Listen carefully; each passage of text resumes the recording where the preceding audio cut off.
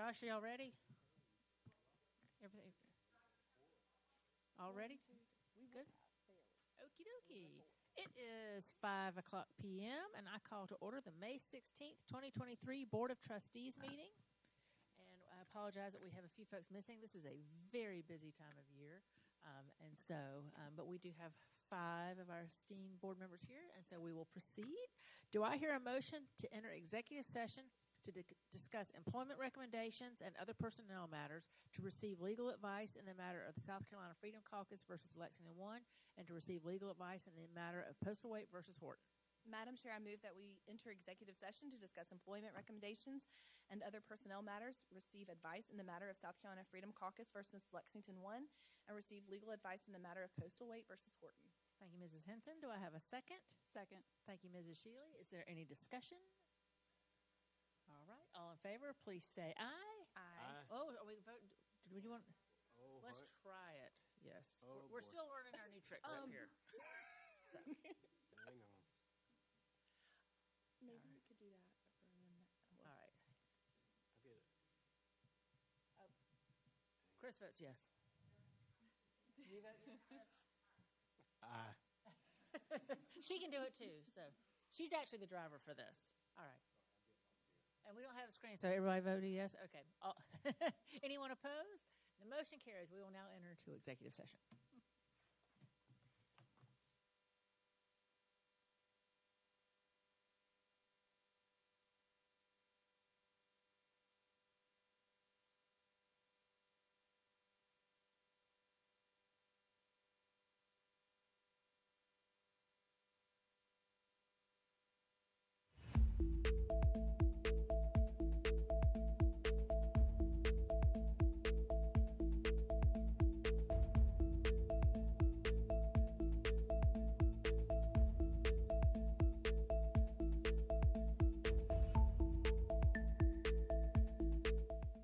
On your mark, get set, go! It makes me feel happy that I'm able to be a part of something very big in their life that they get to do, that it's like a day about them that they really deserve. I love being a partner. It's really awesome seeing them achieve all their goals they've been working so hard for this whole semester. We want to get to a time that we are including everybody in all the activities that we do, and I think that the districts that are represented here today do a great job of doing that with all the student athletes on campus. It makes me happy to see them all included, and especially my sister, she gets to talk about it for ever, so excited to get to compete. It's a time where a lot of students who may not get a lot of recognition, it's a time for them to shine, it's a time for them to show how hard they've worked, and it's just we say that it's a day of happiness, and it's just fun for these kids to get out and have people support them. Just being able to be out here just for one day and allow them to do what they want to do really, really is amazing.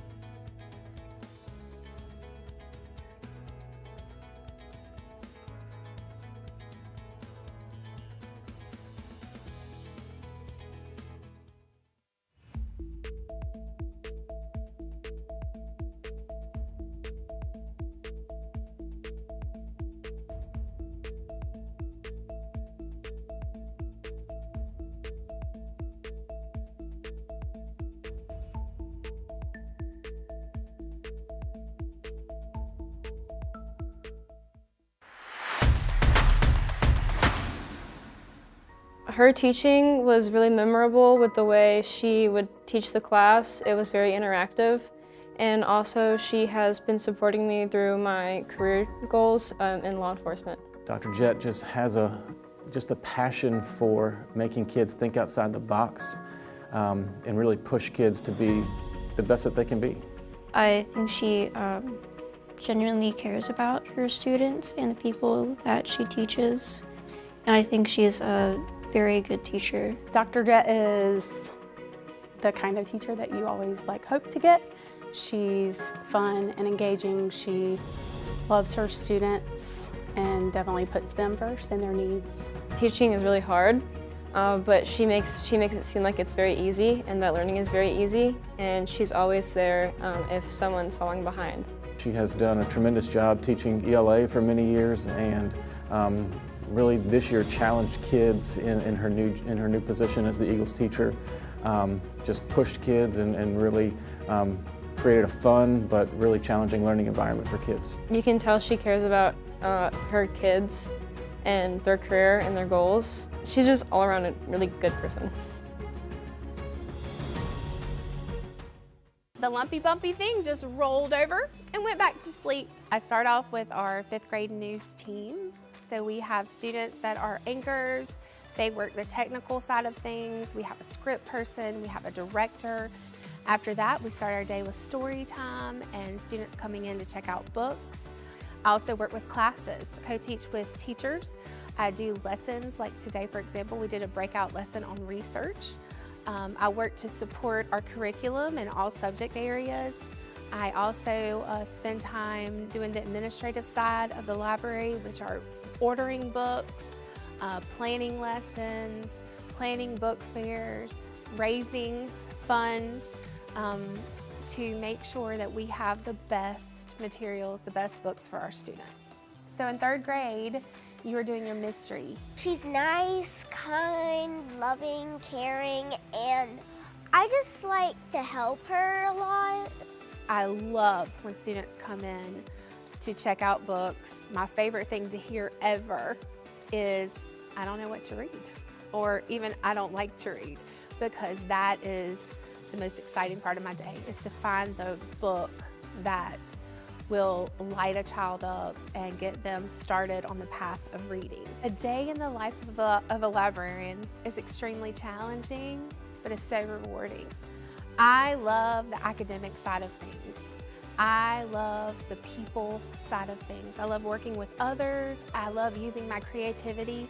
This is truly an environment where the sky's the limit. My creativity is the limit.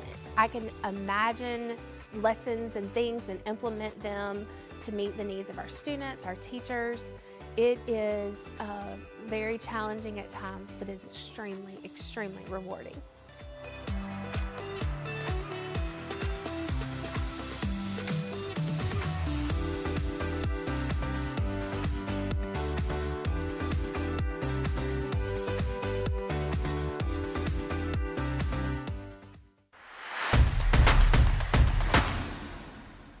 She helped me a lot with my friendships, and that was very, very helpful. She made me understand that it's okay to feel things and how to express my feelings when I need to.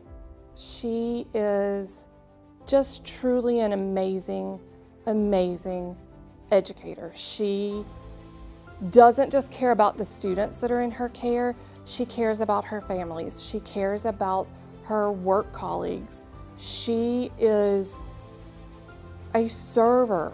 Mackenzie's lessons are always interactive and encourage cooperative learning. She would not hesitate to put an octopus puppet on her head or strut around the classroom doing the chicken dance if it engaged her students and helped them retain the lesson. She's the total package. I mean, she's all about kids. She puts kids first. She works hard and works tirelessly to make sure that she's not only building relationships with them, but she's helping problem solve. She builds the relationships with community members as well and families that she works with. So she just goes over and above. She has a great heart, and she has that passion to help people and make them feel good and be happy.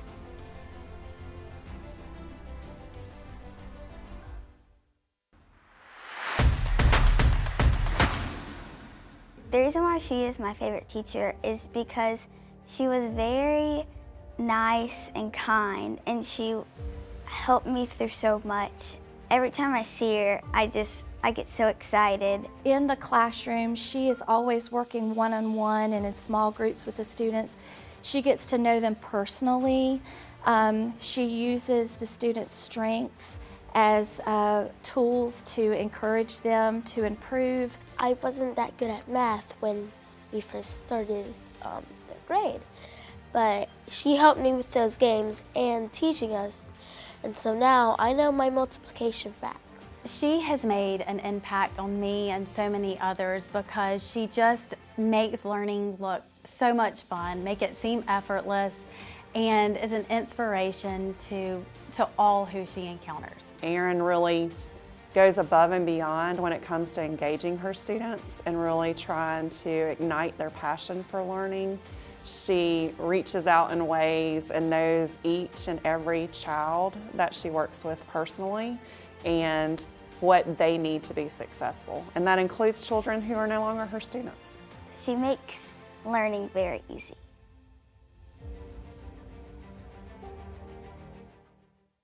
We dedicate this building to the education of our youth. Spirit of Lexington Middle, of loving children, building relationships, and making sure every kid had what they need and fighting for them really hard, that became our focus. That had to go from one building to the next because that's at the core of who we are. Our 4 habits of success set us up to be leaders who can collaborate with others, demonstrate innovation through creative thinking, and advocate for things, big and small, to improve ourselves and our communities. Each and every scholar that walks through the double doors and through the welcoming halls of Lakeside Middle School will learn these important life skills that will help them to stand up, be bold, and do the work.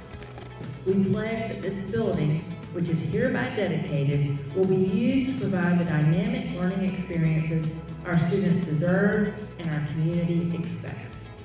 To the faculty and staff here who did the bold and hard work of making this school more than a facility, you made it a family. That's the most important part of what we remember about our schooling. We don't necessarily remember how gorgeous the facility is. We remember how important the family was.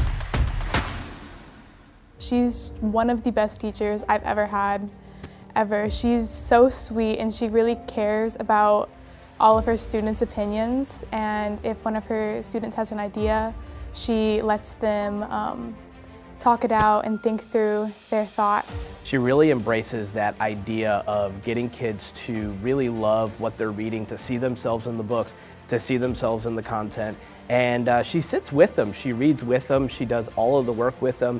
She's just a really supportive, innovative teacher in the classroom. I'm learning from her all the time, and whenever I go watch her teach, I get excited about reading and writing and literature and the experiences that the kids have. I wish all students could have Megan. I can tell that she really cares about her students. She's got this patience about her that I can tell that she just kind of allows these kids to just kind of develop. Really appreciated her in my life and really appreciated her as a teacher, and how much she's influenced me in reading and writing and just life in general.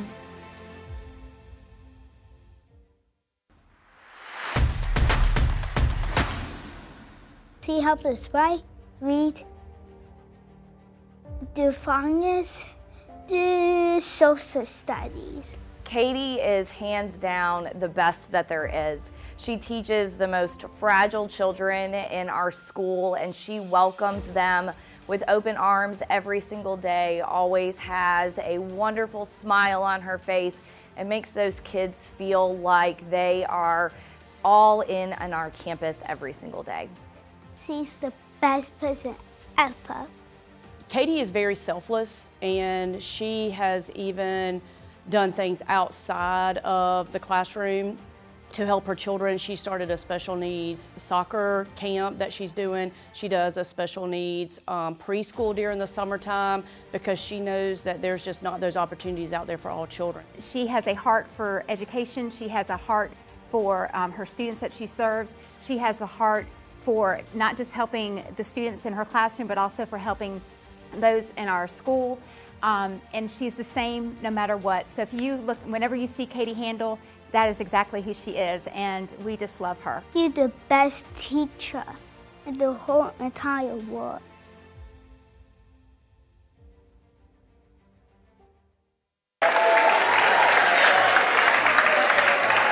Seeing the walk today brought tears to my eyes. It brought tears to our parents' eyes. Just knowing that the kids here are so appreciative that our athletes have the chance to participate today, and seeing the families know that they have that support as well, it just brings a sense of community, and really it just kind of brings us all together today, and I just couldn't be happier or proud to be a part of this event. We got to hold the torch when we were walking in, and we really appreciate the football players coming out from the weight room and really giving us a warm welcome to the activities, and then all the staff coming in. It was definitely a warm welcome and definitely put a big smile on all of our athlete and partners' faces. It's really important for these athletes to get an opportunity to have a day that's just for them, that's designed, activities designed just for them.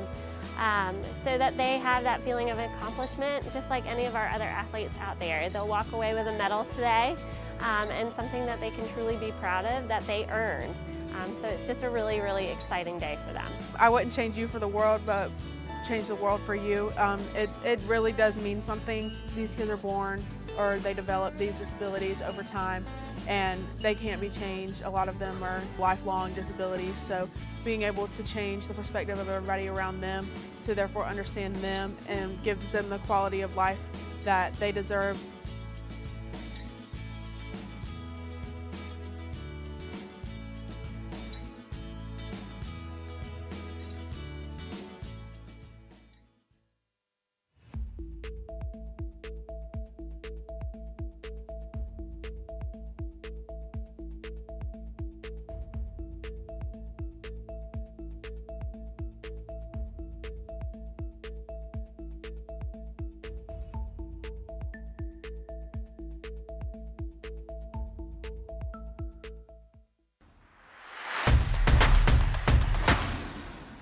She was so nice and so welcoming, and then once you got to know her, it was just so much fun. She deserves everyone to know how much of an amazing educator she is, in person as well.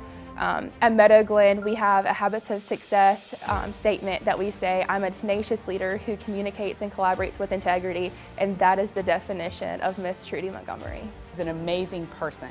She's an amazing teacher. She's taught my children, and she's taught all the ones that were my children's friends, and I can tell you, equally across the board, I think she finds each student's path, because every student has a different path, and she finds that connection with each student that she connects with, and that is probably her best attribute. She doesn't put one plan in place for the whole classroom. She finds a plan for each student and then applies it that way. Don't have to have a title to be a leader, and Trudy Montgomery is a servant leader.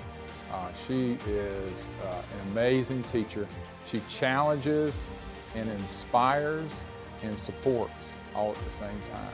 A very wonderful, kind person, and she also has helped multiple students and teachers and peers and even people above her, and she is just, she's great. She's amazing.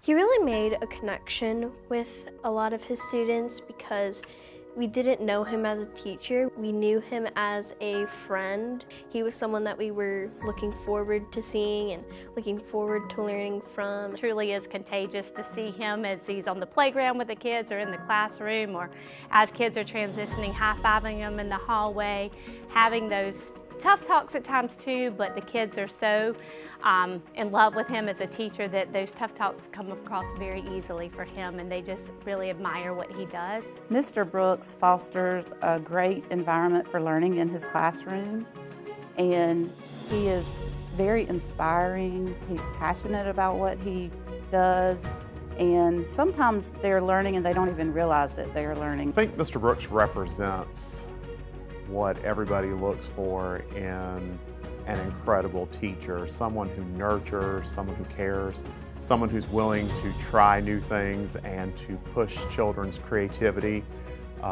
someone who just has a sense of how to make every child feel important and how to make every child feel successful. Thank you. Thank you for 4th grade. Thank you for being there when I didn't know a lot of stuff.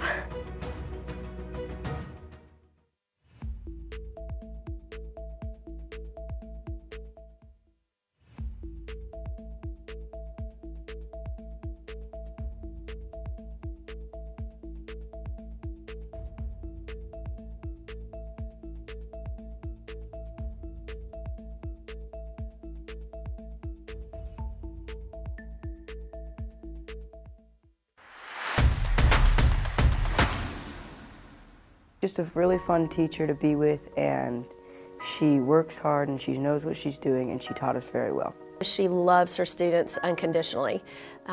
She is visible, she is present, she is all in. She goes above and beyond with everything that she does. She is someone that people connect to the minute that they meet her, and it's because she's just authentically who she is. She absolutely loves children, and she has a very large purpose as an educator. It would not be overstating the fact that she literally has changed the lives of my own children. To say that she single-handedly affected their middle school experience would be absolutely true. She gave them confidence that they didn't know they had. Lori McKelvey is the teacher you want your students to have. She keeps those standards high for her students, those expectations are high, and she supports her students and helps them to reach those expectations. She's fun, she's all about a relationship. No one knows their students better than Lori McKelvey does. I wish I could be with you for my whole life and constantly be doing musical theater with you.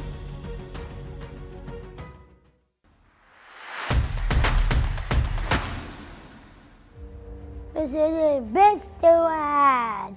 She never gives up on her kids, and that's real important as a parent, as all parents want. You want to know your child is loved.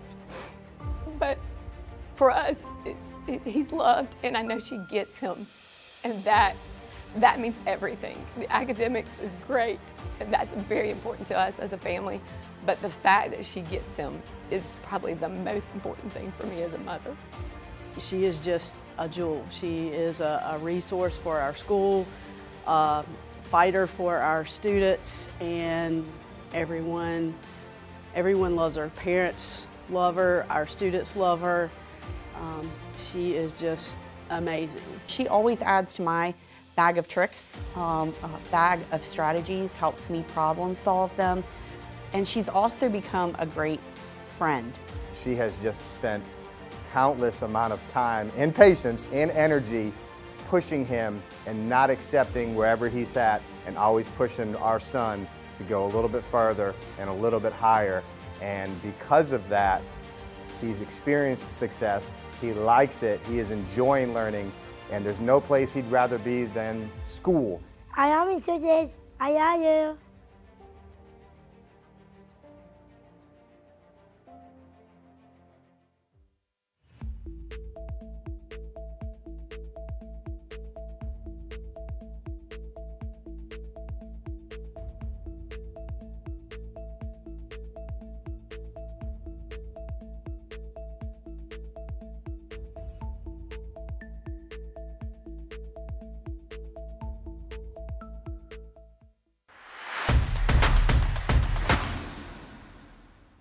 Her personality is absolutely radiant. I mean, she's such a happy person all the time, and she's so intelligent, and she's impacted my life more than anyone will ever understand. She's been a big part of my high school years, my middle school years, and I mean, she's just a great person all around. She kind of reminds me of Mary Poppins. I kind of jokingly call her Mary Poppins sometimes, because she's got such a cheerful attitude.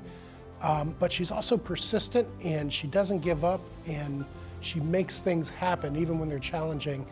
And she does it with a smile on her face and leaving people feeling good about having worked with her in the end too. She's just a wonderful human being. And even after they left school, she wants to hear about their accomplishments. And one of my sons calls her Mama Felder. I mean, he's just that close to her. So. She's just made a tremendous impact on our lives. She's really passionate about her students. She really cares about White Knoll High School, and she really cares about the success of every student that comes to her program, be it the best singer in the class, and be it the one that has the most challenges in the class. She wants to make sure that every child has the opportunity to meet their true potential while they're under her leadership. She helps all of her students in personal ways and educational ways, and she's very understanding, and she'll always be there for all of her students, no matter what is going on in their lives.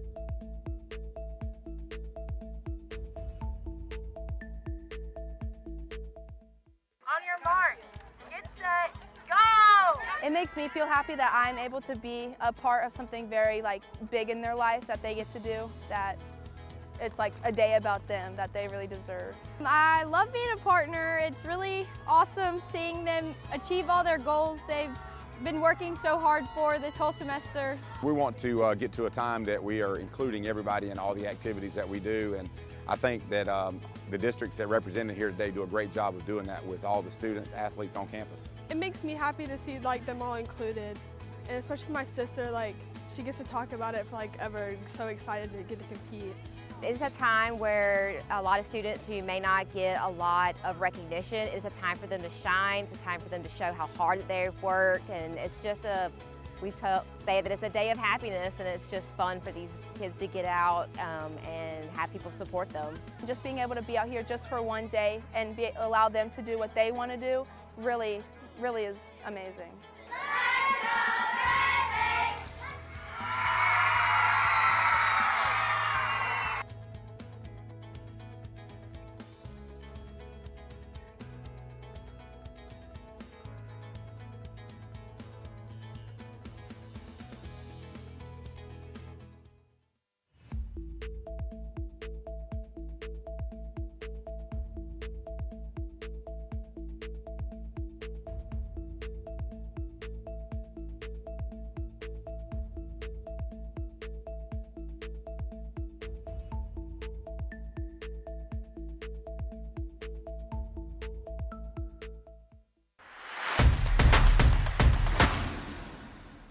Her teaching was really memorable with the way she would teach the class. It was very interactive, and also she has been supporting me through my career goals in law enforcement. Dr. Jett just has a passion for making kids think outside the box and really push kids to be the best that they can be.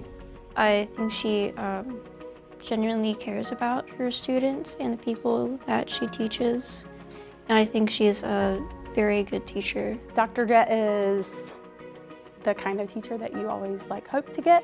She's fun and engaging. She loves her students and definitely puts them first and their needs. Teaching is really hard, but she makes it seem like it's very easy and that learning is very easy, and she's always there if someone's falling behind. She has done a tremendous job teaching ELA for many years, and really this year challenged kids in her new position as the Eagles teacher. Just pushed kids and really created a fun but really challenging learning environment for kids. You can tell she cares about her kids and their career and their goals. She's just all around a really good person. The lumpy bumpy thing just rolled over and went back to sleep. I start off with our 5th grade news team. So we have students that are anchors. They work the technical side of things. We have a script person, we have a director. After that, we start our day with story time and students coming in to check out books. I also work with classes, co-teach with teachers. I do lessons, like today, for example, we did a breakout lesson on research. I work to support our curriculum in all subject areas. I also spend time doing the administrative side of the library, which are ordering books, planning lessons, planning book fairs, raising funds to make sure that we have the best materials, the best books for our students. So in 3rd grade, you were doing your mystery. She's nice, kind, loving, caring, and I just like to help her a lot. I love when students come in to check out books. My favorite thing to hear ever is, I don't know what to read, or even I don't like to read, because that is the most exciting part of my day, is to find the book that will light a child up and get them started on the path of reading. A day in the life of a librarian is extremely challenging, but it's so rewarding. I love the academic side of things.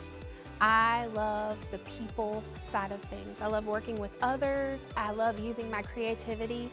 This is truly an environment where the sky's the limit.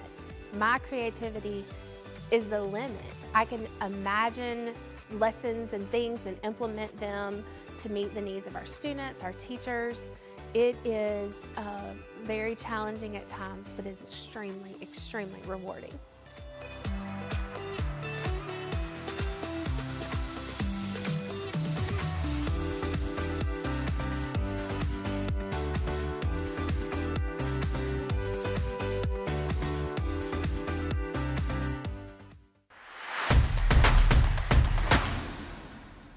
She helped me a lot with my friendships, and that was very, very helpful. She made me understand that it's okay to feel things and how to express my feelings when I need to.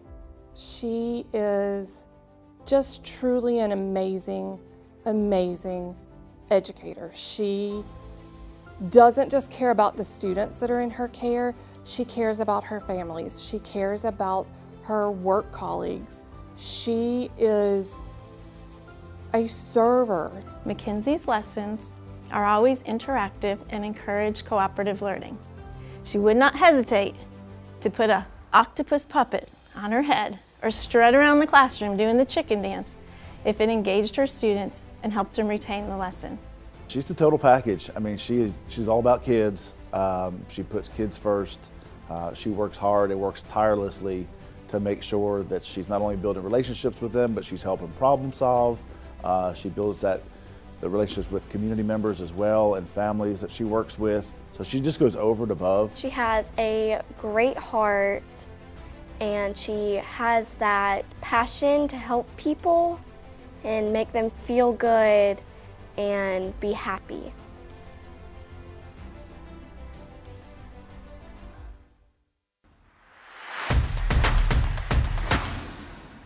The reason why she is my favorite teacher is because she was very nice and kind, and she helped me through so much. Every time I see her, I get so excited. In the classroom, she is always working one-on-one and in small groups with the students. She gets to know them personally. She uses the students' strengths as tools to encourage them to improve. I wasn't that good at math when we first started the grade, but she helped me with those games and teaching us. And so now I know my multiplication facts. She has made an impact on me and so many others because she just makes learning look so much fun, make it seem effortless, and is an inspiration to all who she encounters. Erin really goes above and beyond when it comes to engaging her students and really trying to ignite their passion for learning.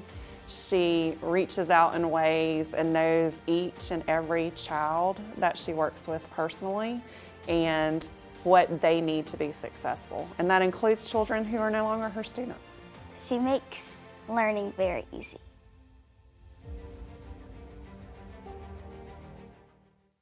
We dedicate this building to the education of our youth. Spirit of Lexington Middle, of loving children, building relationships, and making sure every kid had what they need and fighting for them really hard, that became our focus, that had to go from one building to the next because that's at the core of who we are.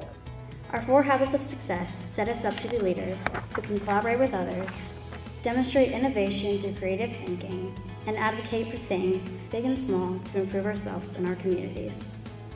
Each and every scholar that walks through the double doors and through the welcoming halls of Lakeside Middle School will learn these important life skills that will help them to stand up, be bold, and do the work. We pledge that this building, which is hereby dedicated, will be used to provide the dynamic learning experiences our students deserve and our community expects. To the faculty and staff here who did the bold and hard work of making this school more than a facility, you made it a family. That's the most important part of what we remember about our schooling. We don't necessarily remember how gorgeous the facility is. We remember how important the family was.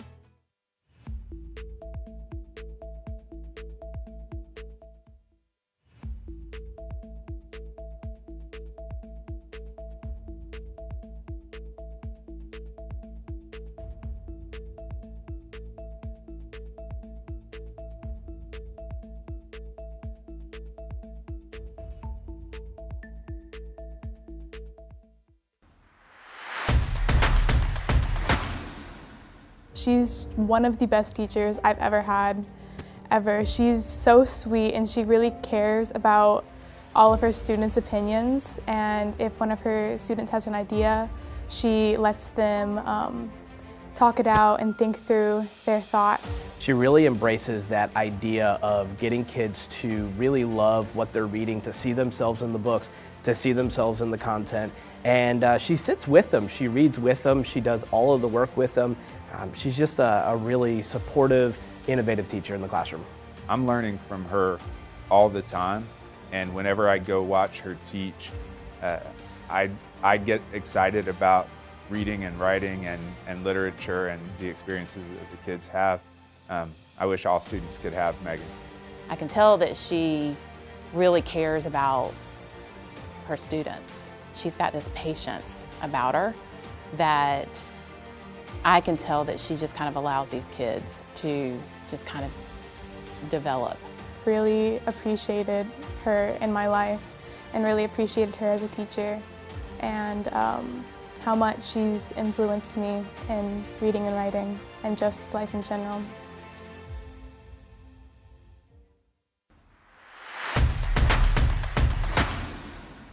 She helps us write, read, do finance, do social studies. Katie is hands down the best that there is. She teaches the most fragile children in our school, and she welcomes them with open arms every single day, always has a wonderful smile on her face, and makes those kids feel like they are all in on our campus every single day. She's the best person ever.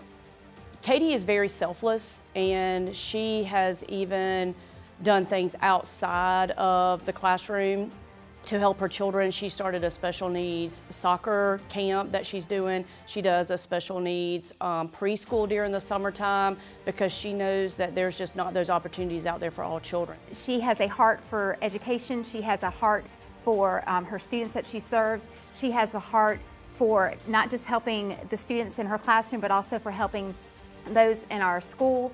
And she's the same no matter what. So if you look, whenever you see Katie Handel, that is exactly who she is, and we just love her. You're the best teacher in the whole entire world.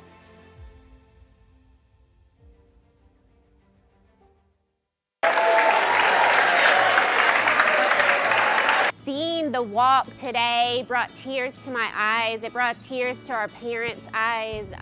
Just knowing that the kids here are so appreciative that our athletes have the chance to participate today, and seeing the families know that they have that support as well, it just brings a sense of community, and really it just kind of brings us all together today, and I just couldn't be happier or proud to be a part of this event. We got to hold the torch when we were walking in, and we really appreciate the football players coming out from the weight room and really giving us a warm welcome to the activities, and then all the staff coming in. It was definitely a warm welcome and definitely put a big smile on all of our athlete and partners' faces. It's really important for these athletes to get an opportunity to have a day that's just for them, that's designed, activities designed just for them, so that they have that feeling of accomplishment, just like any of our other athletes out there. They'll walk away with a medal today, and something that they can truly be proud of that they earned. So it's just a really, really exciting day for them. I wouldn't change you for the world, but change the world for you.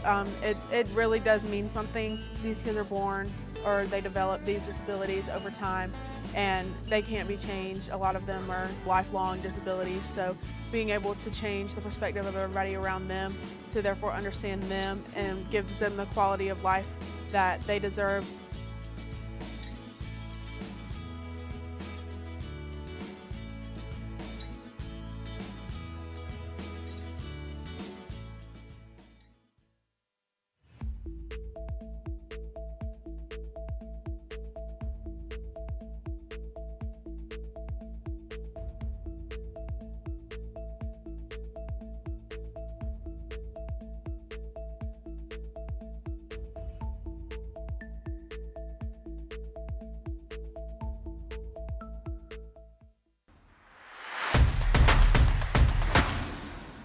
She was so nice and so welcoming, and then once you got to know her, it was just so much fun.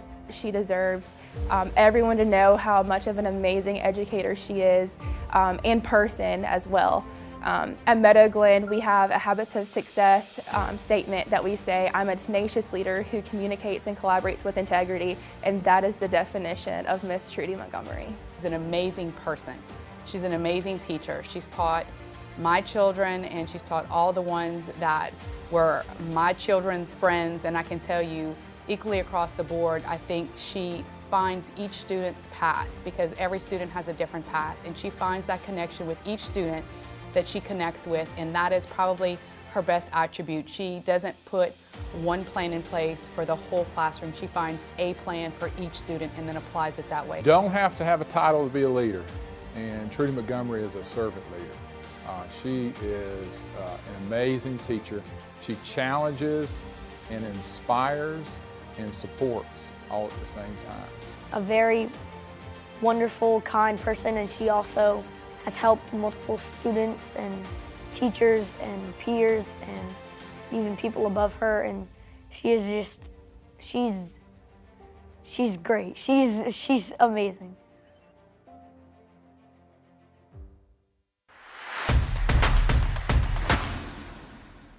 He really made a connection with a lot of his students because we didn't know him as a teacher. We knew him as a friend. He was someone that we were looking forward to seeing and looking forward to learning from. It truly is contagious to see him as he's on the playground with the kids or in the classroom, or as kids are transitioning, high-fiving them in the hallway, having those tough talks at times too, but the kids are so in love with him as a teacher that those tough talks come across very easily for him, and they just really admire what he does. Mr. Brooks fosters a great environment for learning in his classroom, and he is very inspiring. He's passionate about what he does, and sometimes they're learning and they don't even realize that they're learning. I think Mr. Brooks represents what everybody looks for in an incredible teacher, someone who nurtures, someone who cares, someone who's willing to try new things and to push children's creativity,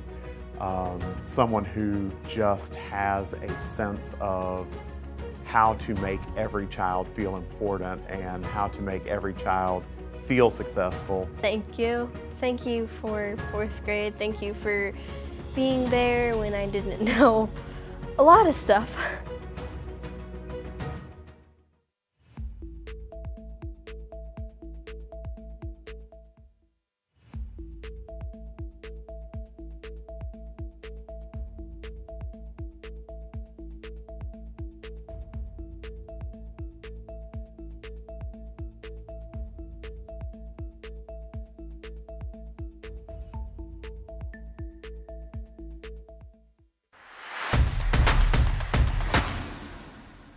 Just a really fun teacher to be with, and she works hard and she knows what she's doing, and she taught us very well.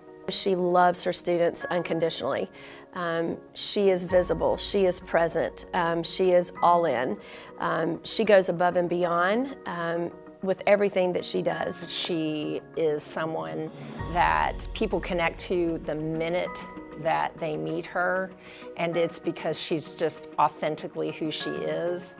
She absolutely loves children, and she has a very large purpose as an educator. It would not be overstating the fact that she literally has changed the lives of my own children. To say that she single-handedly affected their middle school experience would be absolutely true. She gave them confidence that they didn't know they had. Lori McKelvey is the teacher you want your students to have. She keeps those standards high for her students, those expectations are high, and she supports her students and helps them to reach those expectations. She's fun, she's all about a relationship. No one knows their students better than Lori McKelvey does. I wish I could be with you for my whole life and constantly be doing musical theater with you.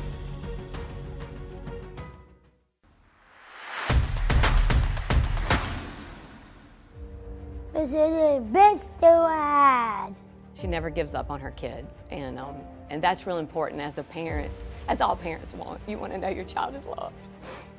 But for us, he's loved, and I know she gets him, and that means everything. The academics is great, and that's very important to us as a family, but the fact that she gets him is probably the most important thing for me as a mother. She is just a jewel. She is a resource for our school, fighter for our students, and everyone loves her. Parents love her, our students love her. She is just amazing. She always adds to my bag of tricks, a bag of strategies, helps me problem solve them, and she's also become a great friend. She has just spent countless amount of time and patience and energy pushing him and not accepting wherever he's at, and always pushing our son to go a little bit further and a little bit higher. And because of that, he's experienced success, he likes it, he is enjoying learning, and there's no place he'd rather be than school. I am Mrs. I am you.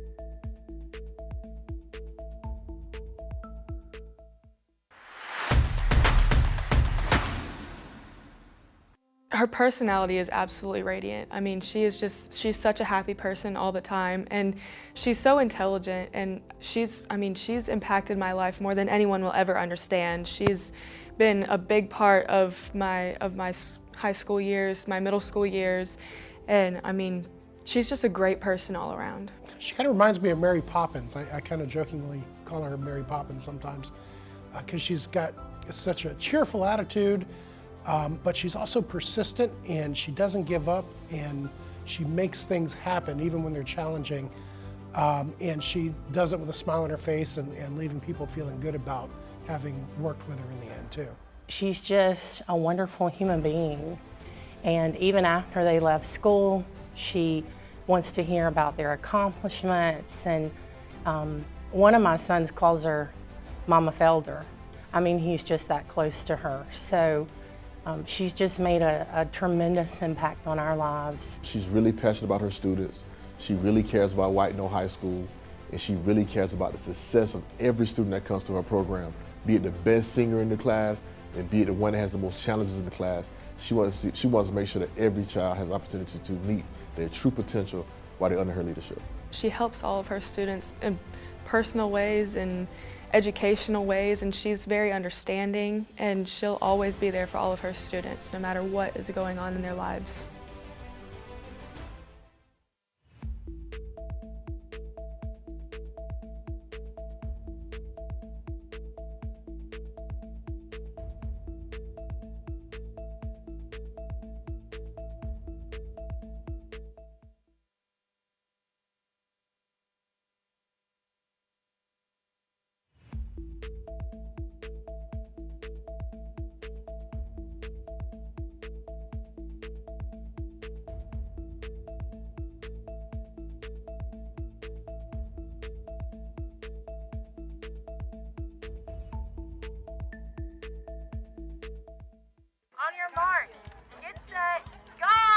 It makes me feel happy that I'm able to be a part of something very big in their life that they get to do, that it's like a day about them that they really deserve.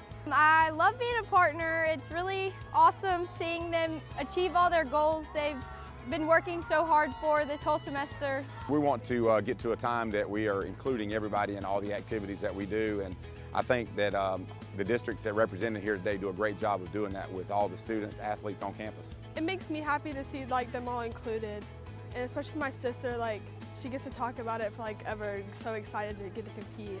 It's a time where a lot of students who may not get a lot of recognition, it's a time for them to shine, it's a time for them to show how hard they've worked, and it's just we say that it's a day of happiness, and it's just fun for these kids to get out and have people support them. Just being able to be out here just for one day and allow them to do what they want to do really, really is amazing.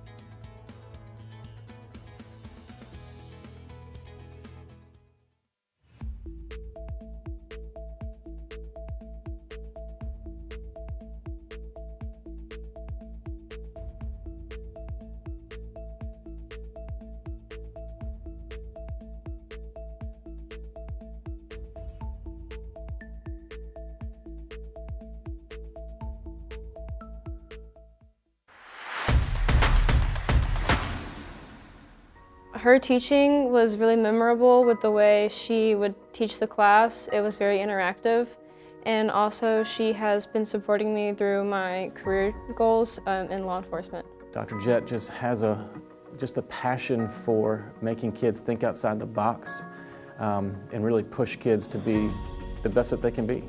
I think she genuinely cares about her students and the people that she teaches, and I think she's a very good teacher. Dr. Jett is the kind of teacher that you always hope to get. She's fun and engaging. She loves her students and definitely puts them first and their needs. Teaching is really hard, but she makes it seem like it's very easy and that learning is very easy, and she's always there if someone's falling behind.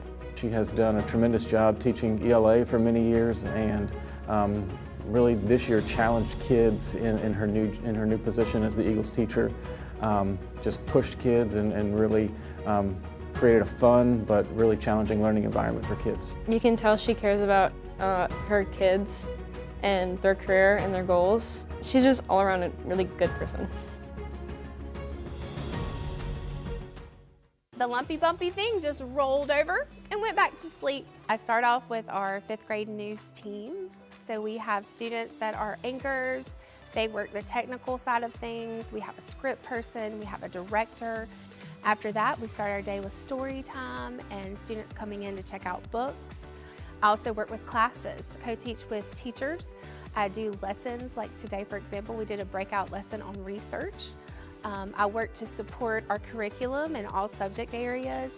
I also spend time doing the administrative side of the library, which are ordering books, planning lessons, planning book fairs, raising funds to make sure that we have the best materials, the best books for our students.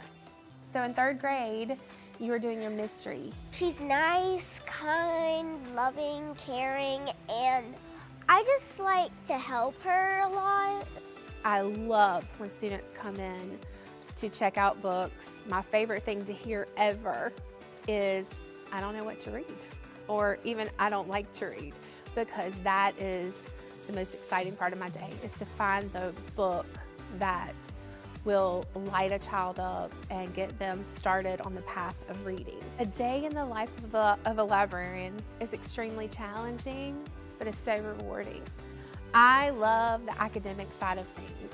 I love the people side of things. I love working with others. I love using my creativity. This is truly an environment where the sky's the limit. My creativity is the limit. I can imagine lessons and things and implement them to meet the needs of our students, our teachers. It is very challenging at times, but is extremely, extremely rewarding.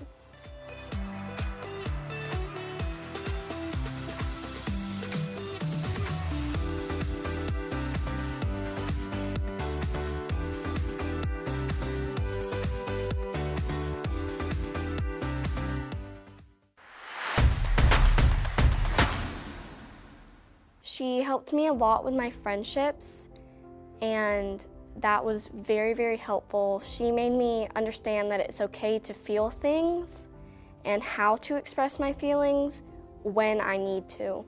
She is just truly an amazing, amazing educator. She doesn't just care about the students that are in her care, she cares about her families. She cares about her work colleagues. She is a server. Mackenzie's lessons are always interactive and encourage cooperative learning.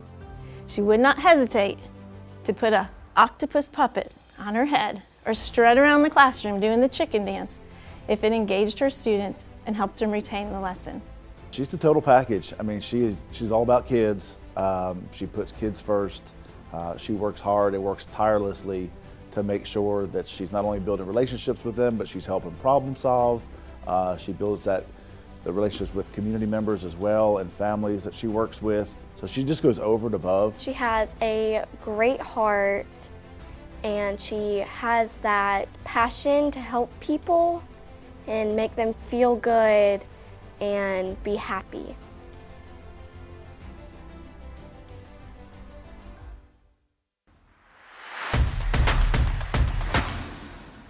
The reason why she is my favorite teacher is because she was very nice and kind, and she helped me through so much. Every time I see her, I get so excited. In the classroom, she is always working one-on-one and in small groups with the students.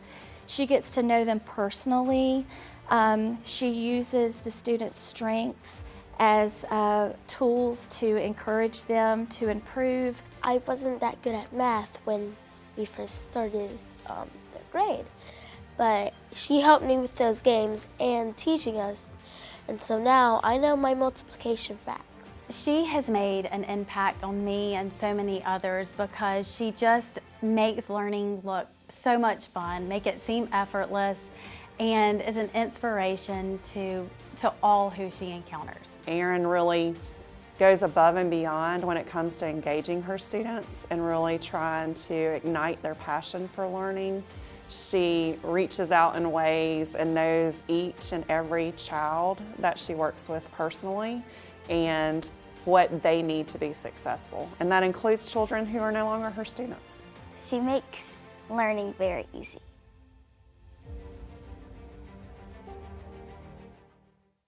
We dedicate this building to the education of our youth. Spirit of Lexington Middle, of loving children, building relationships, and making sure every kid had what they need and fighting for them really hard, that became our focus, that had to go from one building to the next because that's at the core of who we are. Our 4 habits of success set us up to be leaders who can collaborate with others, demonstrate innovation through creative thinking, and advocate for things, big and small, to improve ourselves and our communities. Each and every scholar that walks through the double doors and through the welcoming halls of Lakeside Middle School will learn these important life skills that will help them to stand up, be bold, and do the work. We pledge that this building, which is hereby dedicated, will be used to provide the dynamic learning experiences our students deserve and our community expects. To the faculty and staff here who did the bold and hard work of making this school more than a facility, you made it a family. That's the most important part of what we remember about our schooling. We don't necessarily remember how gorgeous the facility is. We remember how important the family was.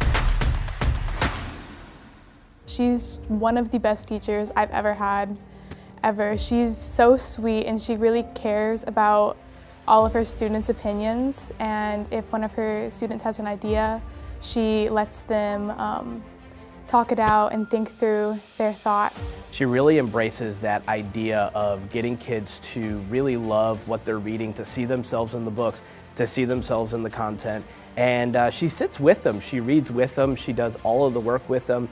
She's just a really supportive, innovative teacher in the classroom. I'm learning from her all the time, and whenever I go watch her teach, I get excited about reading and writing and literature and the experiences that the kids have. I wish all students could have Megan. I can tell that she really cares about her students. She's got this patience about her that I can tell that she just kind of allows these kids to just kind of develop.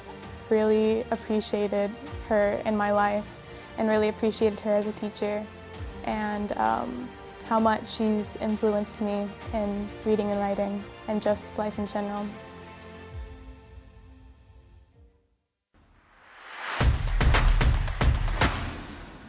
She helped us write, read, do finance, do social studies. Katie is hands down the best that there is. She teaches the most fragile children in our school, and she welcomes them with open arms every single day, always has a wonderful smile on her face, and makes those kids feel like they are all in on our campus every single day. She's the best person ever.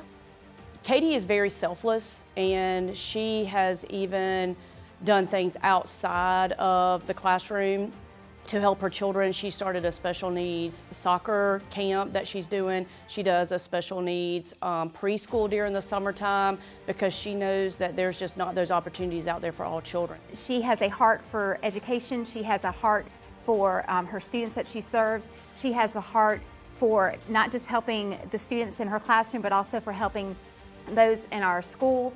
And she's the same no matter what. So if you look, whenever you see Katie Handel, that is exactly who she is, and we just love her. You're the best teacher in the whole entire world.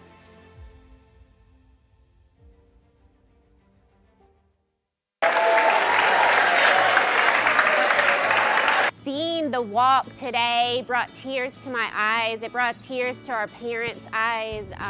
Just knowing that the kids here are so appreciative that our athletes have the chance to participate today, and seeing the families know that they have that support as well, it just brings a sense of community, and really it just kind of brings us all together today, and I just couldn't be happier or proud to be a part of this event.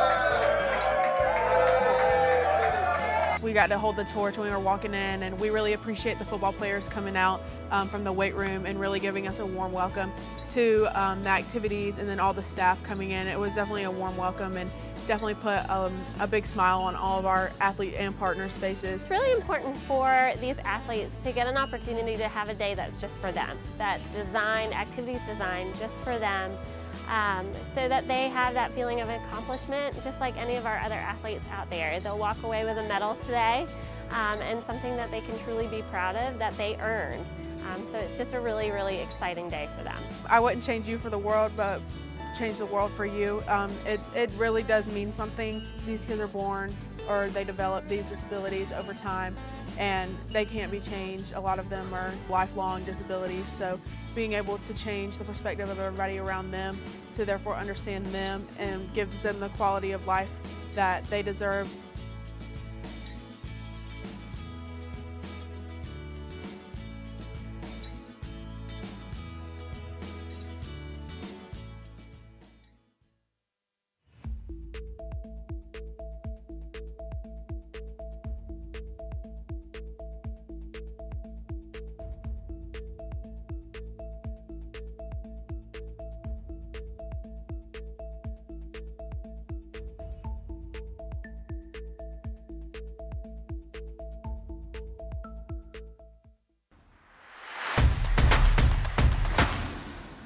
She was so nice and so welcoming, and then once you got to know her, it was just so much fun.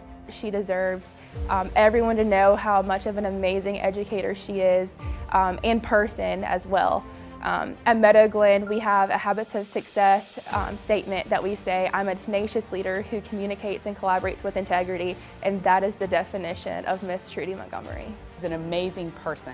She's an amazing teacher. She's taught my children, and she's taught all the ones that were my children's friends, and I can tell you, equally across the board, I think she finds each student's path, because every student has a different path, and she finds that connection with each student that she connects with, and that is probably her best attribute. She doesn't put one plan in place for the whole classroom. She finds a plan for each student and then applies it that way. Don't have to have a title to be a leader, and Trudy Montgomery is a servant leader. She is an amazing teacher. She challenges and inspires and supports all at the same time. A very wonderful, kind person, and she also has helped multiple students and teachers and peers and even people above her, and she is just, she's great. She's amazing.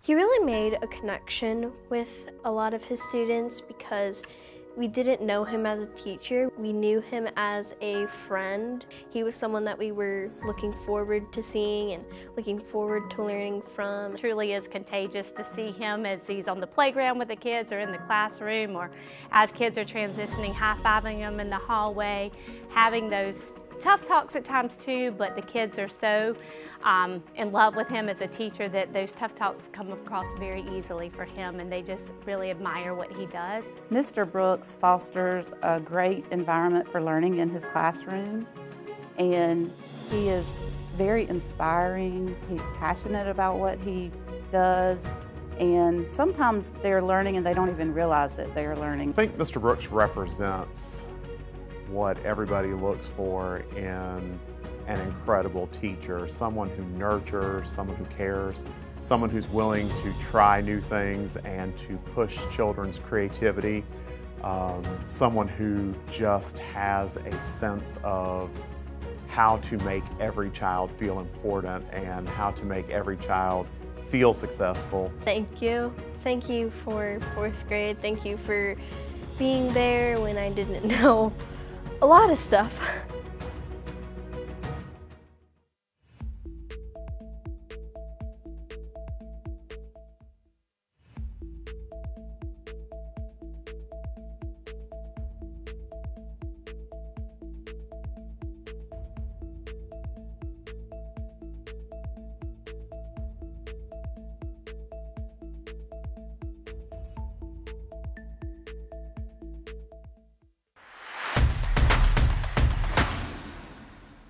Just a really fun teacher to be with, and she works hard and she knows what she's doing, and she taught us very well. She loves her students unconditionally. She is visible, she is present, she is all in.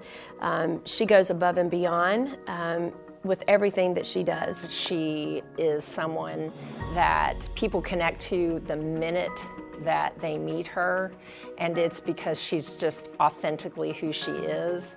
She absolutely loves children, and she has a very large purpose as an educator. It would not be overstating the fact that she literally has changed the lives of my own children. To say that she single-handedly affected their middle school experience would be absolutely true. She gave them confidence that they didn't know they had. Lori McKelvey is the teacher you want your students to have. She keeps those standards high for her students, those expectations are high, and she supports her students and helps them to reach those expectations.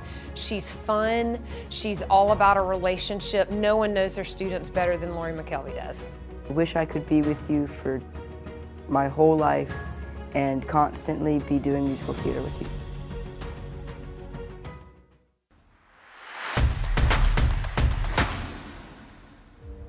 This is the best one.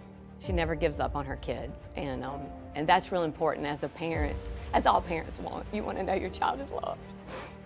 But for us, he's loved, and I know she gets him, and that means everything. The academics is great, and that's very important to us as a family, but the fact that she gets him is probably the most important thing for me as a mother. She is just a jewel. She is a resource for our school, fighter for our students, and everyone loves her. Parents love her, our students love her. She is just amazing. She always adds to my bag of tricks, bag of strategies, helps me problem solve them, and she's also become a great friend. She has just spent countless amount of time and patience and energy pushing him and not accepting wherever he's at, and always pushing our son to go a little bit further and a little bit higher. And because of that, he's experienced success, he likes it, he is enjoying learning, and there's no place he'd rather be than school. I am Mrs. I am you.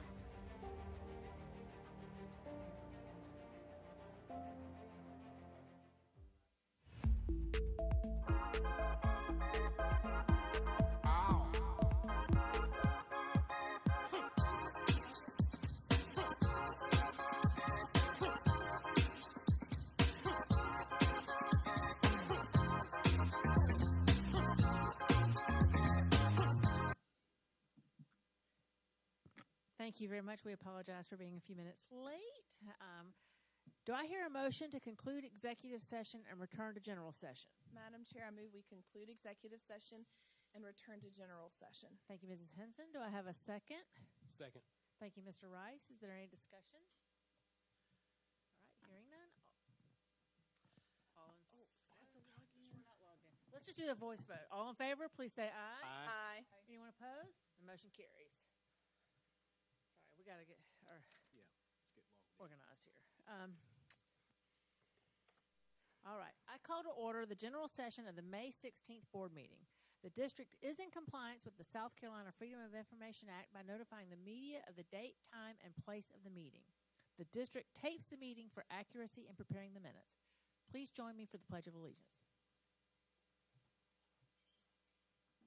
I pledge allegiance to the flag of the United States of America and to the republic for which it stands, one nation, under God, indivisible, with liberty and justice for all.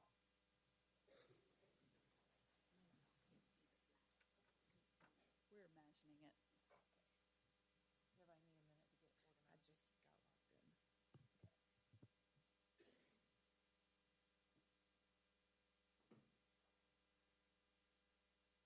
Everybody good? All right.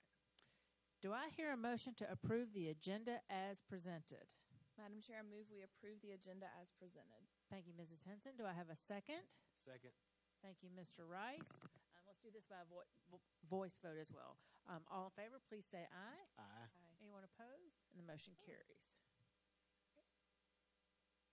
All right. We're still getting accustomed to our online voting system.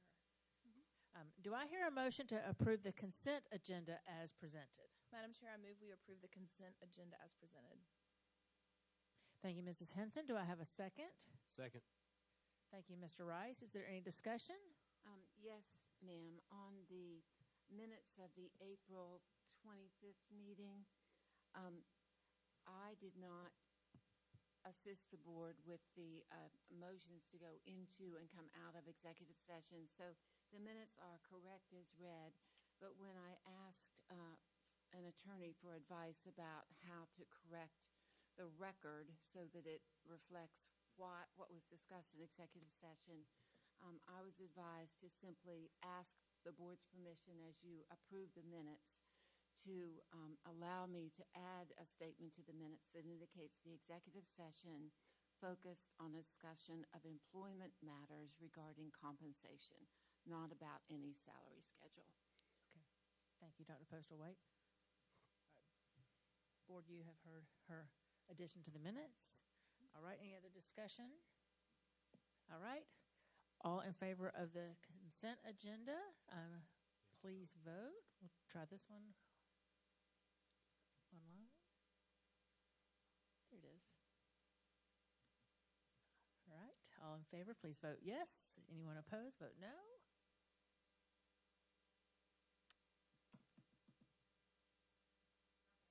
Okay, we're good. Thank you very much, and the motion carries. Do I hear a motion that the board approve employment recommendations as presented by administration? Madam Chair, I move that the board approve employment recommendations as submitted by administration. Thank you, Mrs. Henson. Do I have a second? Second. Thank you, Mr. Rice. Is there any discussion? Okay. All right. All in favor, please say aye. Or vote online. We're still figuring this out. There we go. There it is. Okay. Say aye or vote yay. Okay. And the motion carries. All right. We'll get into a rhythm here in a few minutes. Do I hear a motion regarding the employment of Susan Horton? Madam Chair, I move that we authorize the board chair to execute and issue our decision and order in the matter of Postlethwaite versus Horton, affirming the superintendent's notice of dismissal per our vote during our May 9th, 2023 meeting. Thank you, Mrs. Shealy. Do I have a second? Second. Thank you, Mr. Rice. Is there any discussion? Okay, hearing none. If everyone will please, if you vote aye if you agree, and vote no if you do not.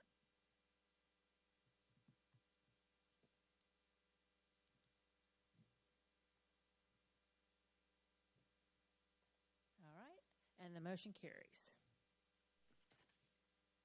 All right. believe that we are now moving on. What, do we have other? Yes. Do I hear a motion in the matter of the House Freedom Caucus versus Lexington School District 1? Madam Chair, I move that we delegate to Superintendent Dr. Dorita Postlewaite the authority to work with the district's attorneys to execute a settlement agreement regarding the litigation of South Carolina Freedom Caucus and Lexington School District 1 by making this motion and agreeing to, no, I'm not going to say the last part. I'm going to repeat my motion. Okay, I please do. move that we delegate to Dr. Dorita Postlewaite the authority to work with the district's attorneys to execute a settlement agreement regarding the litigation of the South Carolina Freedom Caucus and Lexington School District 1. Thank you, Mrs. Henson. Do I have a second? Thank you, Mrs. McCown. Is there any discussion? And I believe we will do this by a voice vote. All right. So, all in favor of the motion, please say aye. Aye. Anyone opposed? And the motion carries. All right. I do believe it's time for honors and achievements now. Am I in the right place, everybody else? Because we're a little. All right. Dr. Postlewaite, I'll let you step down as I read the introduction. This is our favorite part of the evening. I know y'all are glad to get this after that awkward start. This is our honors and achievements time. Be sure to grab your copy of Proof Positive newsletter, which highlights our honorees. It is on the sign-in table as you came in the door.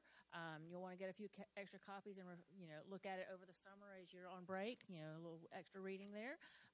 Once we finish, we will give our honorees a chance to leave before we resume the rest of the meeting, but you're, of course, welcome to stay.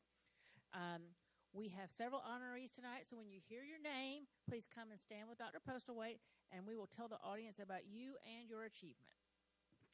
First, for our first award tonight, we invite Lexington One Educational Foundation Executive Director Julie Washburn to the podium for a special presentation.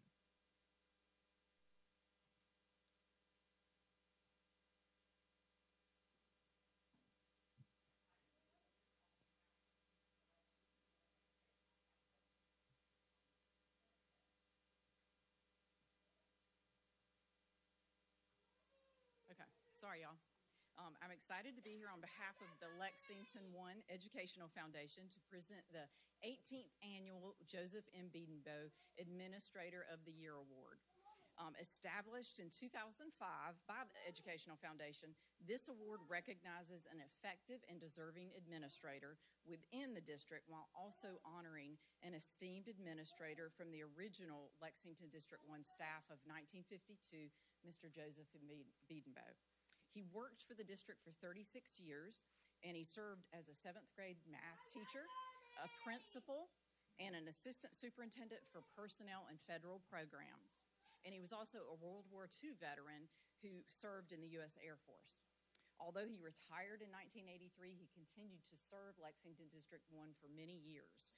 And each year we honor him when we present this award to a contemporary administrator in Lexington District 1. And sadly, he passed away in 2019. We did invite his son and daughter to attend, but they weren't able to join us, but send their congratulations to this year's award winner. Now, on to the award. This nomination packet for the winner was very impressive and included some very heartfelt personal statements from teachers, from administrators, and from students, as well as photos. All shared how awesome this administrator is and gave many terrific reasons why the individual should be selected for this outstanding award. The main nominator shared, "My nominee walks behind us for support, beside us to help and encourage, and in front of us as a leader," truly exemplifying all the traits of the Bedenbaugh Administrator of the Year. The individual loves students, teachers, and parents and is a trusted administrator in Lexington District 1 as well as the school. A few other comments are, this individual is positively happy, excellent in organizational skills and data assessment, never gives up on a student, makes sacrifices for students and teachers and doesn't expect anything in return, works tirelessly to create a positive and inclusive learning environment, possesses incredible people skills, is amazing at handling challenging situations with grace, strength, and kindness, and is a voice of reason who's always respectful and forgiving while being warm, welcoming, and thoughtful. A few of the students also shared comments, and one said, This individual always helps with problems around the school and drama in the classroom, which I thought was funny. This individual stops fights at the right moment and plans a fun school party and always has a smile even on a bad day. So as a result of many earnest words shared in this administrator's nomination packet, I want to read to you the plaque for this individual.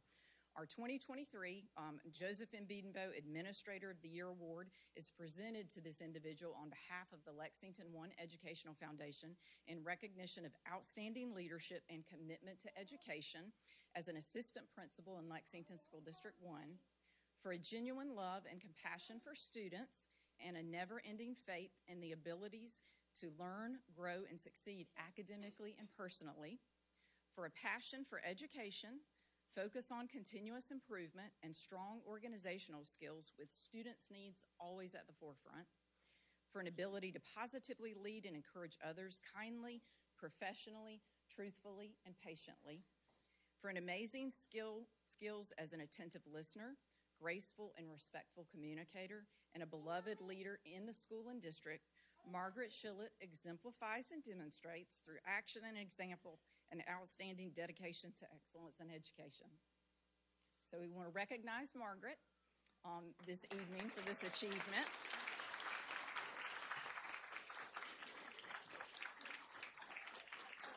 And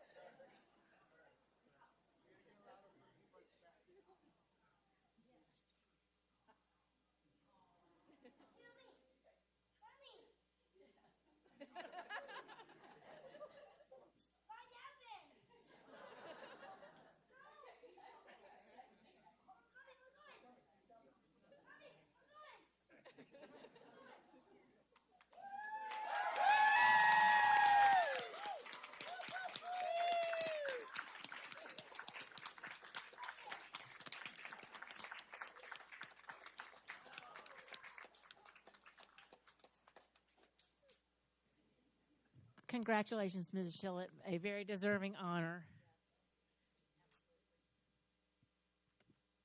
All right. Tonight, we would like to highlight an exceptionally creative student from Lake Murray Elementary. Aubriana Keller, will you please join Dr. Postlewaite up front? Aubriana won first place in the National Career Development Association Poetry and Art Competition, where she placed first in the Art 1 category for grades 3 through 5. This theme was career development around the world, making connections and increasing access to impact the global labor market. Wow. Aubriana's artwork features a colorful board game theme with a large world and smiling workers. On the front of the artwork is the saying, "You can be anything if you dream it." Beautiful artwork, Aubriana. Congratulations.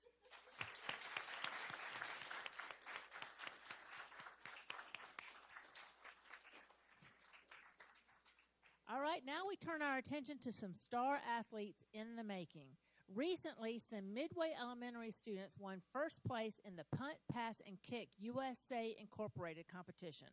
Please come forward as I call your name. Emily Kate Bunger, who placed first in the broad jump section. Liam McFadden, who won first place in both the 40-yard dash and pass competitions. Harper Rice, who won first place in both the 40-yard dash and broad jump categories. Parker Sox, who placed first in the punting division. Cooper Wiggin, who won first place in the punting category. And lastly, congratulations to Hampton Smith, who not only won first place in the kicking division, but he earned the title of national champion for the entire competition. Wow, that's impressive.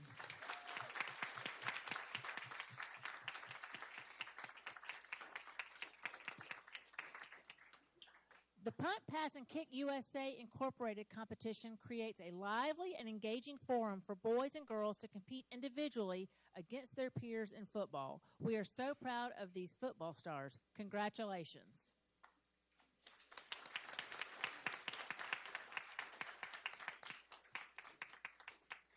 We have 2 more Skills USA winners to recognize tonight.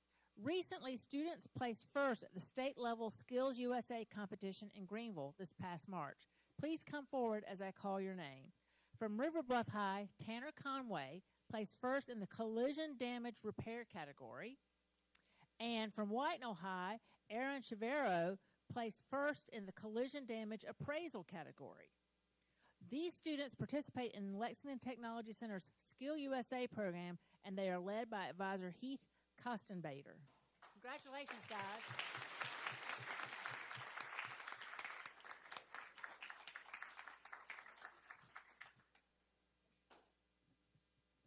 Next, we honor River Bluff High students who placed first at the South Carolina DECA International Career Development Conference in Florida. These high schoolers competed in individual series, team decision-making, written principles, and presentation-based events. Please come forward as I call your name. Aaron Anand placed first in integrated marketing campaign for a product. Emma Baez placed first in human resources. Aiden Bermas placed first in principles of finance. Catherine Kai placed first in food marketing. Felix Cow placed first in quick serve restaurant management. Ahmed El-Mahdi and Luke Rybar placed first in finance team decision-making. Nada El-Mahdi placed first in hospitality and tourism professional selling. Jack Green and Ratish Korapati placed first in marketing team decision-making. Anya Kachaku Ediage placed first in entrepreneurship innovation plan. Caleb Kim and Jeet Sridhar placed first in hospitality services team. Antonio Carrillo placed first in sports and entertainment management. Arya Korapati and Sri Dogarilla placed first in sports and entertainment team decision-making. Ritvik Korapati and Santosh Kudaravalli placed first in buying and merchandising team decision-making. Jacob Lauder placed first in business services marketing. Pranavi Mansham placed first in principles of hospitality. Taylor McTague placed first in entrepreneurship. Devi Patel placed first in public speaking. Patel and Tyler Thurman placed first in travel and tourism team decision-making. Akshay Pawar placed first in principles of marketing. Brantley Reeves placed first in hotel and lodging management. Zednek Ruset Kotva placed first in principles of business administration and management. Anushka Sharma placed first in employment acquisition. Cassie Thomas placed first in apparel and accessories marketing. Ava Thurman placed first in restaurant and food service management. Aline Tofiquil placed first in human resources management. Phyllis Waugh placed first in professional selling. Alexander Ziegler placed first in marketing communications. These students recently competed at the national level and brought home a few top 5 place finishes. Another congratulations to Ritvik Korapati for being selected as the South Carolina DECA Career Development President and to Jack Green for being elected their Vice President of Leadership. Well done, everyone.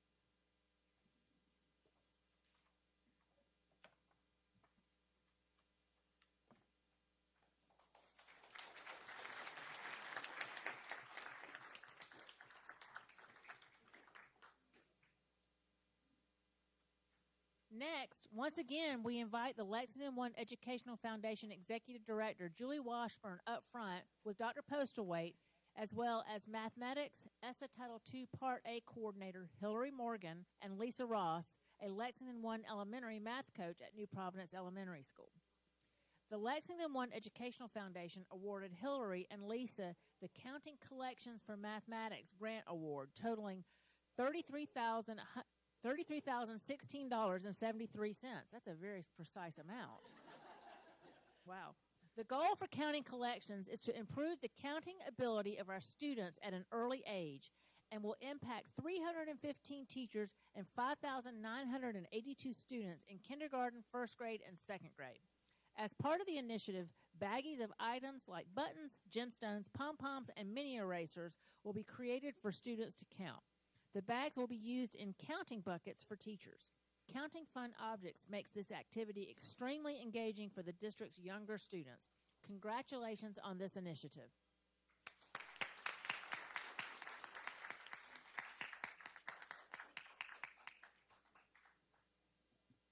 Recently, Beechwood Middle students Cameron Search, Callie Polyak Steitley, and Reagan Taylor, with the support of BMS teacher Angie Kruger, participated in Project Citizen. Project Citizen provides a practical, first-hand approach to learning about our complex system of government and how to monitor and influence it. Students work together to research their community to discover problems and then identify solutions in the form of policy that require government involvement. Students also have the opportunity to display their research and policy suggestions through showcases, a way for students to display their research and present their policy solutions to their classroom and community. These students looked at the use of styrofoam trays at our schools and evaluated alternative solutions the district could pursue. We have a short video we would like for you to watch of the students presenting their policy suggestions.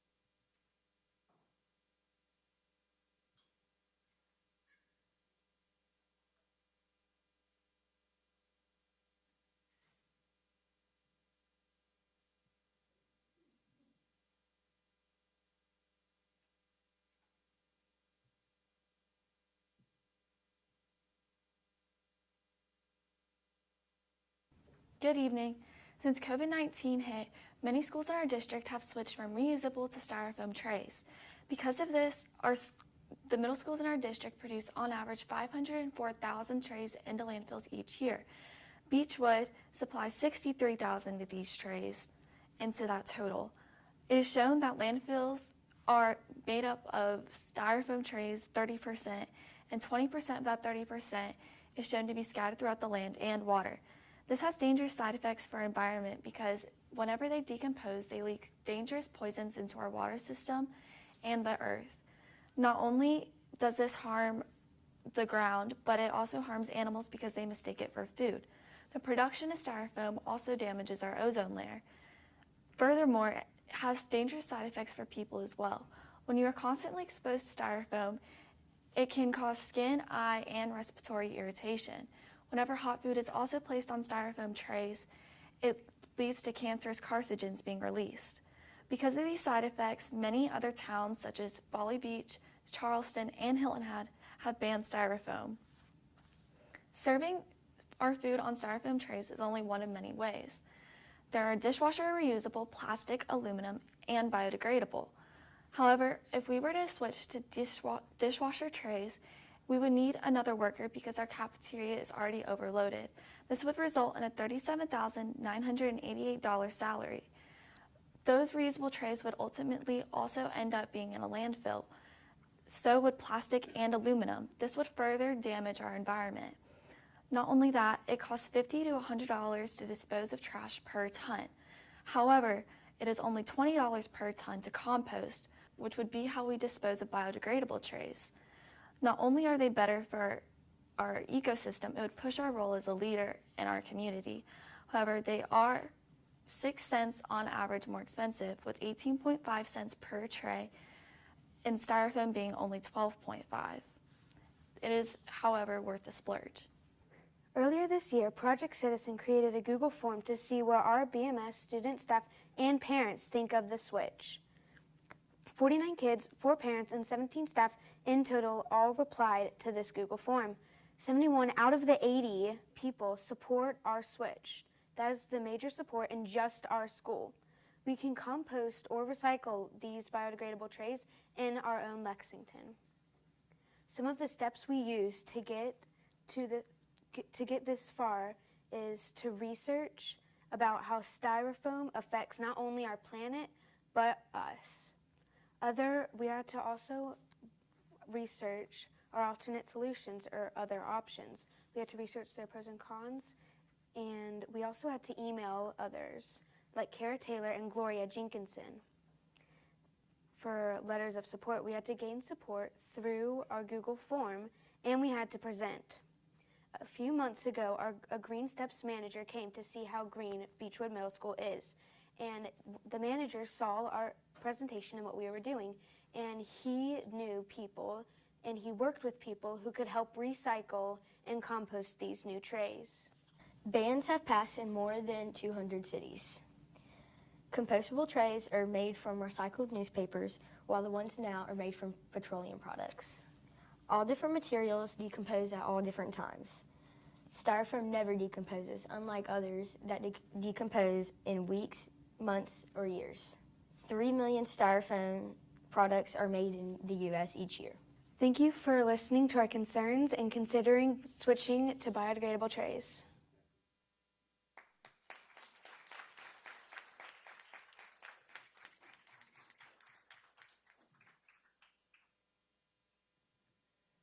Thank you for taking the time tonight to help us recognize our amazing staff and schools. We have some very talented individuals in our district, and we love sharing their achievements with you. If you need to leave, we will give you a quick and quiet moment to do that right now.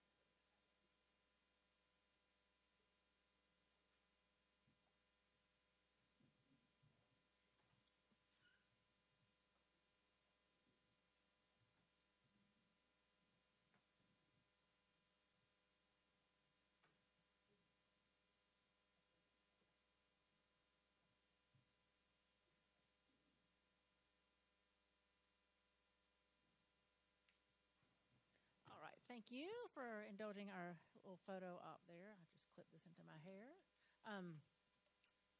All right, it's time for citizens' participation. Lexington County School District One's Board of Trustees solicits the advice and counsel of its citizens. To encourage this participation, the board provides a citizens' participation period during board meetings.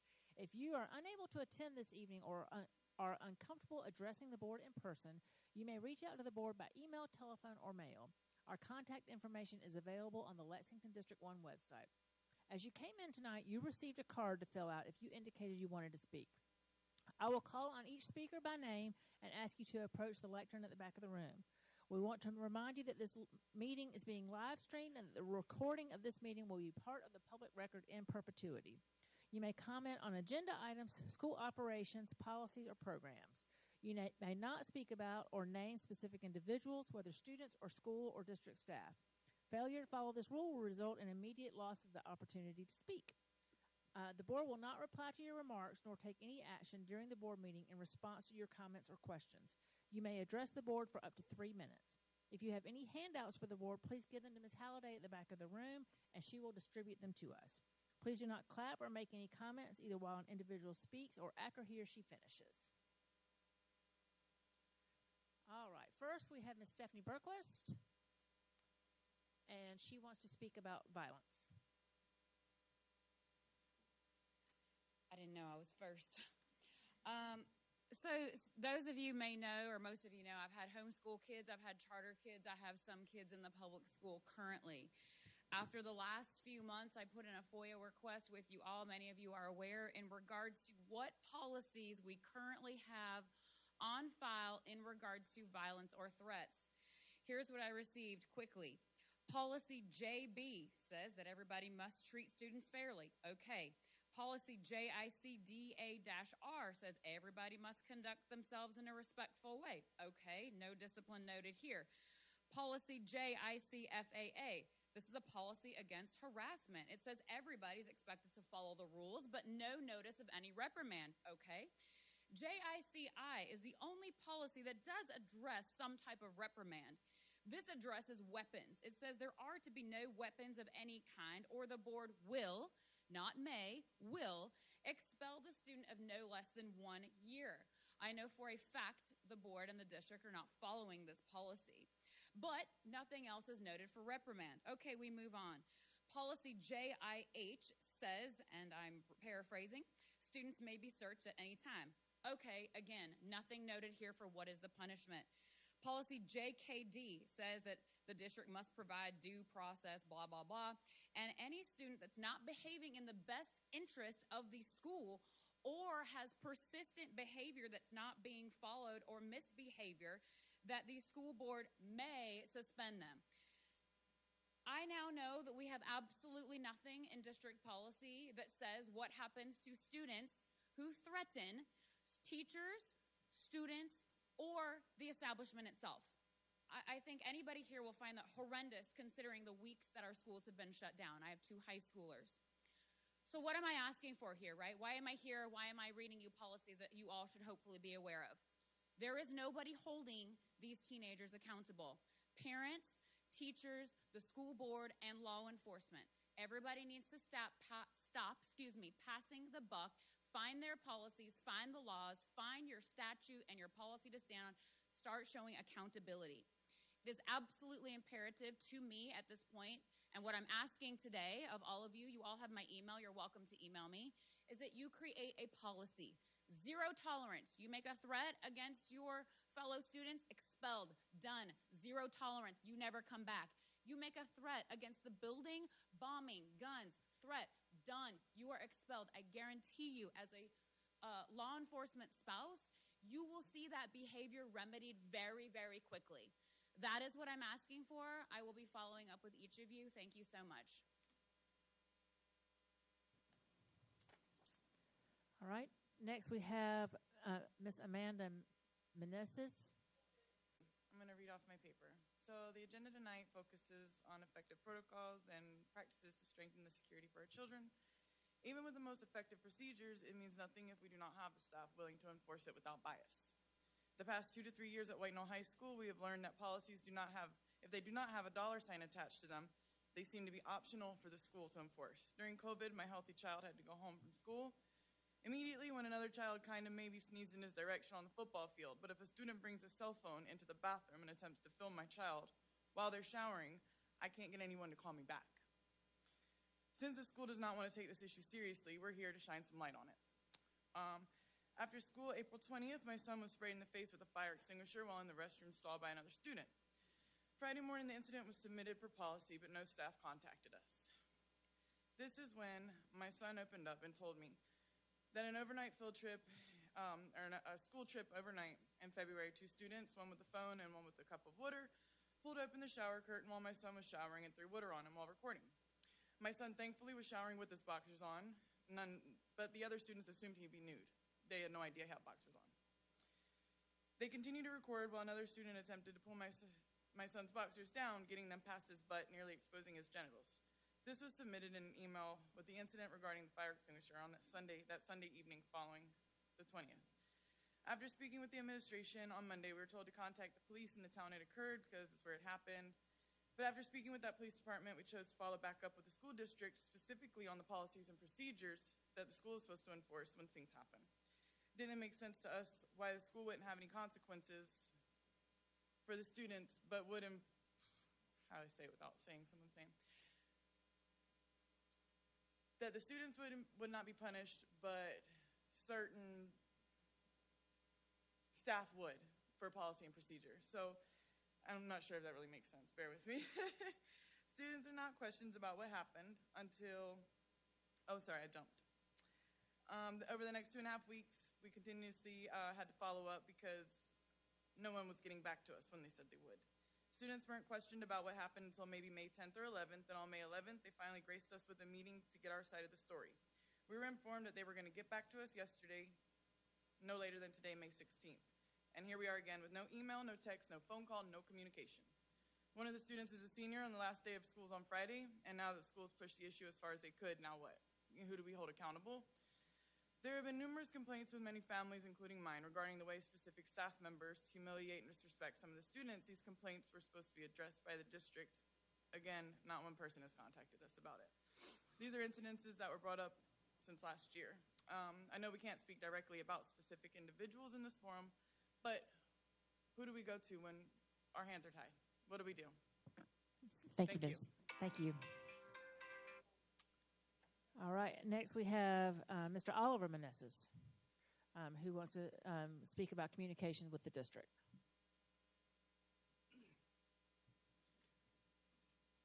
Hi, yes, my name is Oliver Meneses, and I have 4 boys in District 1, and I'm going to keep this short. My reason for speaking today is to address the failure of communication and accountability at the school and district level.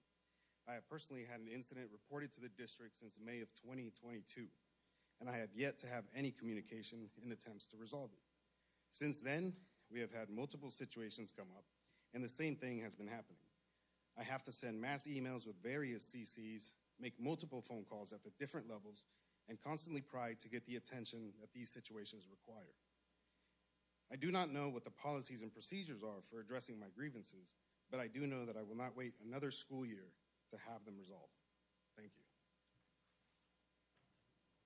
Thank you. Next, I have Ms. Dana Holmesley, and she wants to speak about the bond referendum.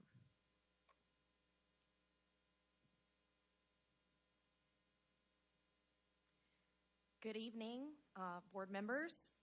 Earlier this week, former board member Jada Garris shared some information on Informed Citizens, a Facebook page dedicated to keeping the community informed about happenings in Lexington 1.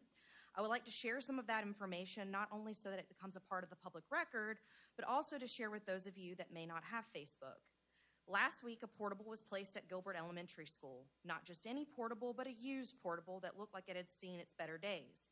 Gilbert Elementary previously had portables, but those were removed shortly after the 2018 bond referendum passed because we were told portables were unsafe and it wasn't safe for our students to change classes outside of the building.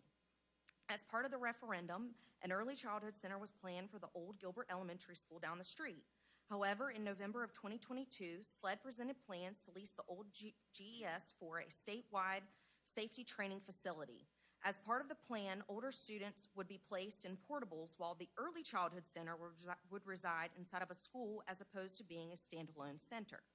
Because the referendum is over budget, one of our most inexpensive building projects is being scraped in hopes to recoup funds by entering into a long-term lease with SLED and cashing in on state revenues SLED has said the facility will generate. Ms. Garris raised a couple of questions that deserve answers. Can the safety training center be placed at the old Pillion Middle School? Pillion Elementary School has classroom space for additional students. Gilbert Elementary does not. How is it that the board always has the cash to cover scope disconnects and oopsies, but they don't have the funds for real projects with real value that also save money in the long run and are simply ethical and a moral thing to do in addition to honoring our voters? To the newer board members, please don't let anyone try to convince you that an early childhood center at Gilbert Elementary School was a fleeting idea. There was money allocated, contracts awarded, presentations, architectural renderings, and promises made. There was even a partnership in the works with the South Carolina Children's Museum to share this space. Board members, state law mandates that school trustees provide suitable schoolhouses. I encourage you to go out and take a look at that portable that was placed at GES and the other portables that parents have commented about under Mrs. Garris's post.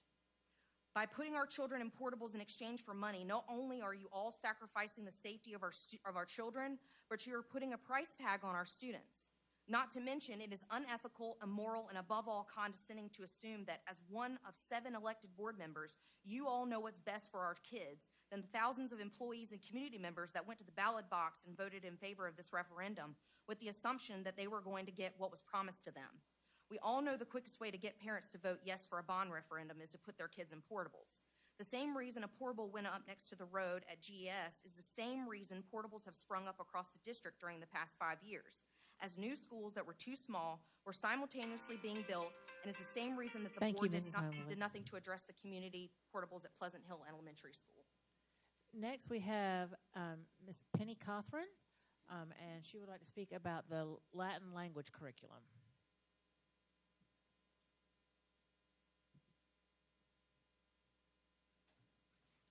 Good evening, board members. My name's Penny Cothran. I'm a parent of a 6th grader at Meadow Glen Middle School. In a moment, you'll hear from said 6th grader. On March 29th, students and parents who selected Latin as their world language for next year were contacted with some sad news. River Bluff High School is no longer offering Latin as part of the world language program. In an effort to ensure our students have the ability to continue a course progression in a language at the high school, we will no longer be offering Latin as a course option for the middle school students. This saddened us greatly. We moved into Lexington One, selected this public school system for its emphasis on languages, even going as far as to say we wish all students to speak more than one language. So I somewhat understand why Latin was one of the ones targeted to be cut. A lot of people say Latin is a dead language. Believe it or not, I'm speaking Latin right now. See, over 90% of the English language is rooted in Latin.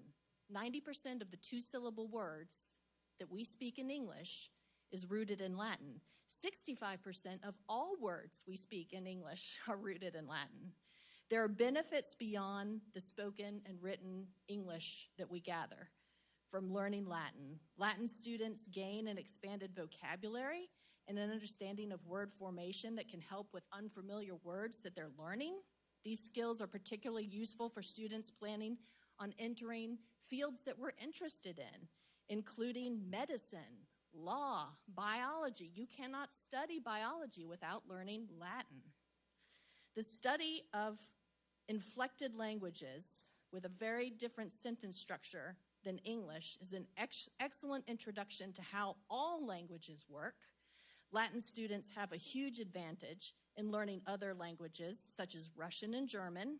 Conversely, speakers of the Romance languages, such as Spanish, French, Italian, Portuguese, Romanian, have an edge in studying Latin, as Latin is the source of 75 to 80% of all the words in all of those languages. The study of Latin also provides training in logical thinking, boosting cognitive processes essential for math, science, and engineering. Latin has been said to cultivate such mental processes as alertness, attention to detail, memory, logic, and critical reasoning. Why should this board care? Guess what? Classics scored the highest on verbal GRE scores. These are numbers that matter. This is why Latin matters. We reached out to the dean at the school. The dean said the reason they were cutting Latin in all the schools was because there was a vacancy at River Bluff High School that they hadn't been able to fill. I'm here to say, why kill an entire program for one vacancy? Thank you. Thank you. Next, we have Evelyn May Cothran, and she wants to talk about the cancellation of Latin.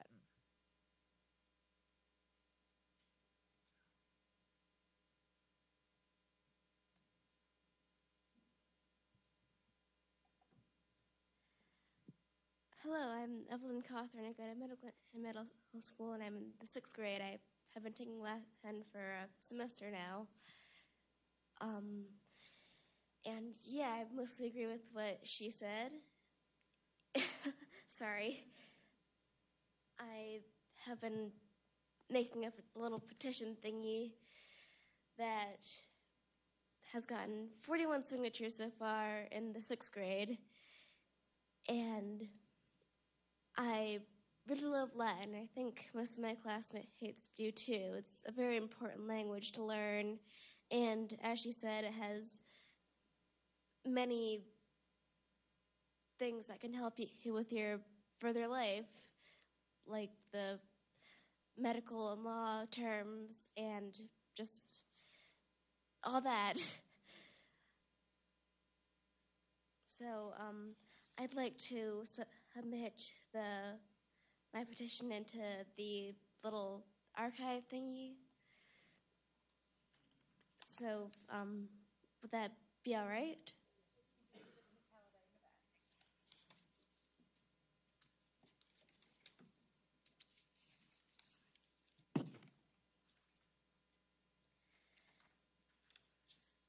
So, yeah, mostly I think Latin is a very good language to learn, and it has a lot of benefits to learning it.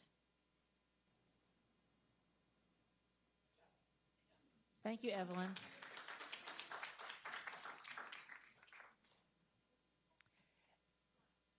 And now we have Miss Donna Galing, and is Miss Galing here?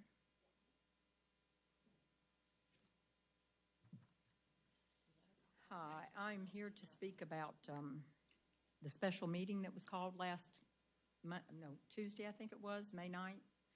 I just wanted to go over a couple things. I know the decisions have been made. I'm not coming in here to try to change minds per se, but there was a lot I saw.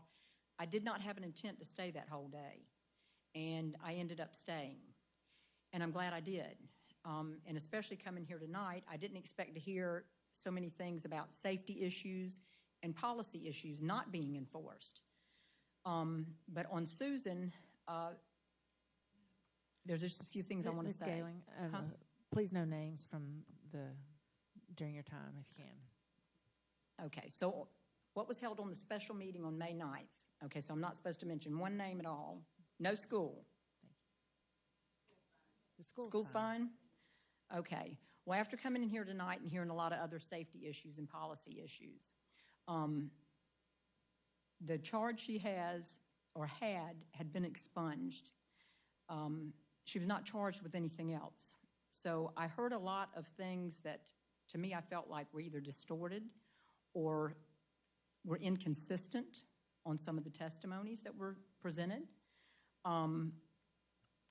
There was also something where someone had said, I won't mention any names, but that somebody had got onto the school grounds the week after that. And that was a big concern because they felt like they walked through that parking lot where her car had sat and felt like they might have gotten in there. They could have broken in there because it was locked. It was not where they could have just opened the door, but they would have had to break in. So that was a concern. But what they didn't finish telling us is that that same person had infiltrated the school on that day And that was not brought out. So that is another big safety issue if we're in talking about safety stuff. And actually, it wasn't just that they infiltrated and got in the school. They stayed in the school for multiple hours, trying to sell drugs, where we saw the evidence, which y'all saw, of the knives in the school, which were much longer than the 2 inches. The things she had talked about were much less than the 2 inches. So these are large steak knives. Granted, they're in the kitchen. Shouldn't be a weapon, but could be. So you had somebody running around in the school. Who becomes responsible for that kind of stuff also? Who's held accountable? Because I heard that the buck stopped with the principal and the vice principal. So when things like this are happening, what I've heard the couple of people here say, that there are a lot of safety issues. There's policies that are not being followed, but yet with hers, we are definitely following supposedly the policy, even though they repeated a lot of things that they didn't show us. Ms. Galing, your time is up. Thank you very much. All right. We are now moving on to item 9.0, which is this. No, ma'am. I'm so sorry. No, ma'am. If you're welcome to email us. Ms. Galing, please sit down. Ms. Galing, please sit down. Thank you. Thank you. At this time, I'm going to turn it over to Dr. Postlethwaite and Chief Financial Officer Jennifer Miller to present the second reading of the 2023-2024 General Fund Budget. Thank you. I'd like to thank the Finance Department and Ms. Miller for all of the work that they've put into the budget, and to thank the board for the hours of deliberation that you have spent.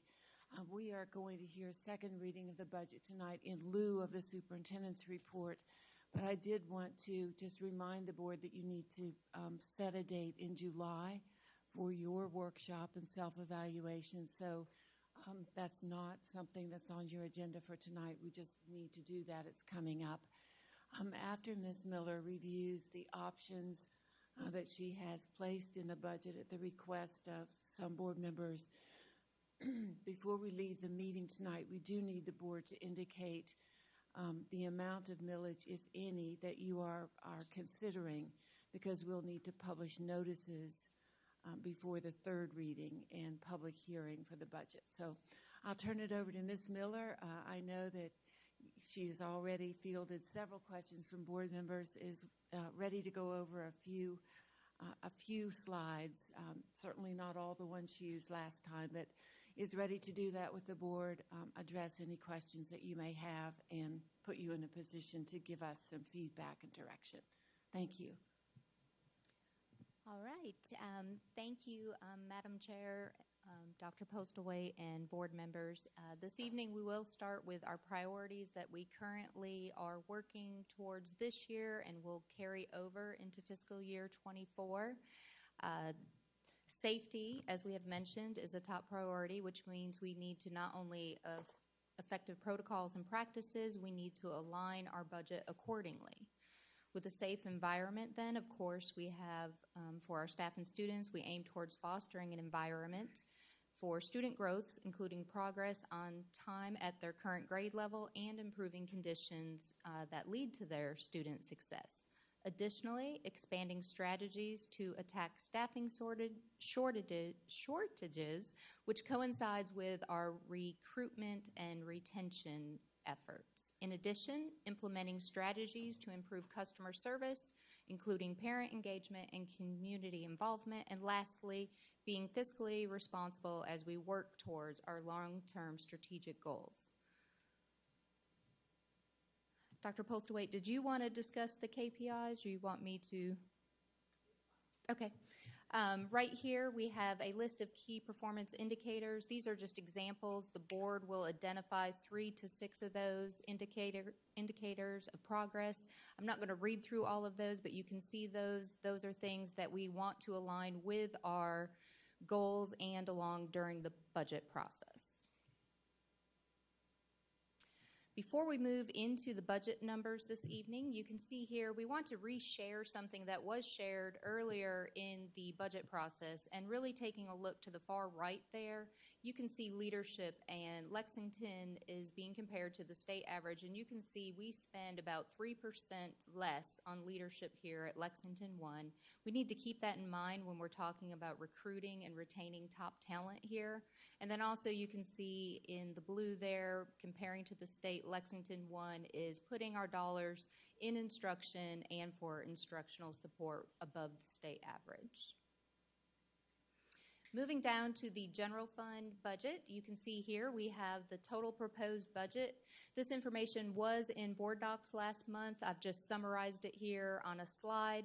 Comparing it to last fiscal year, you can see the budget for fiscal year 23 was approximately $326 million versus the proposed budget for fiscal year 24, which is approximately $360 million.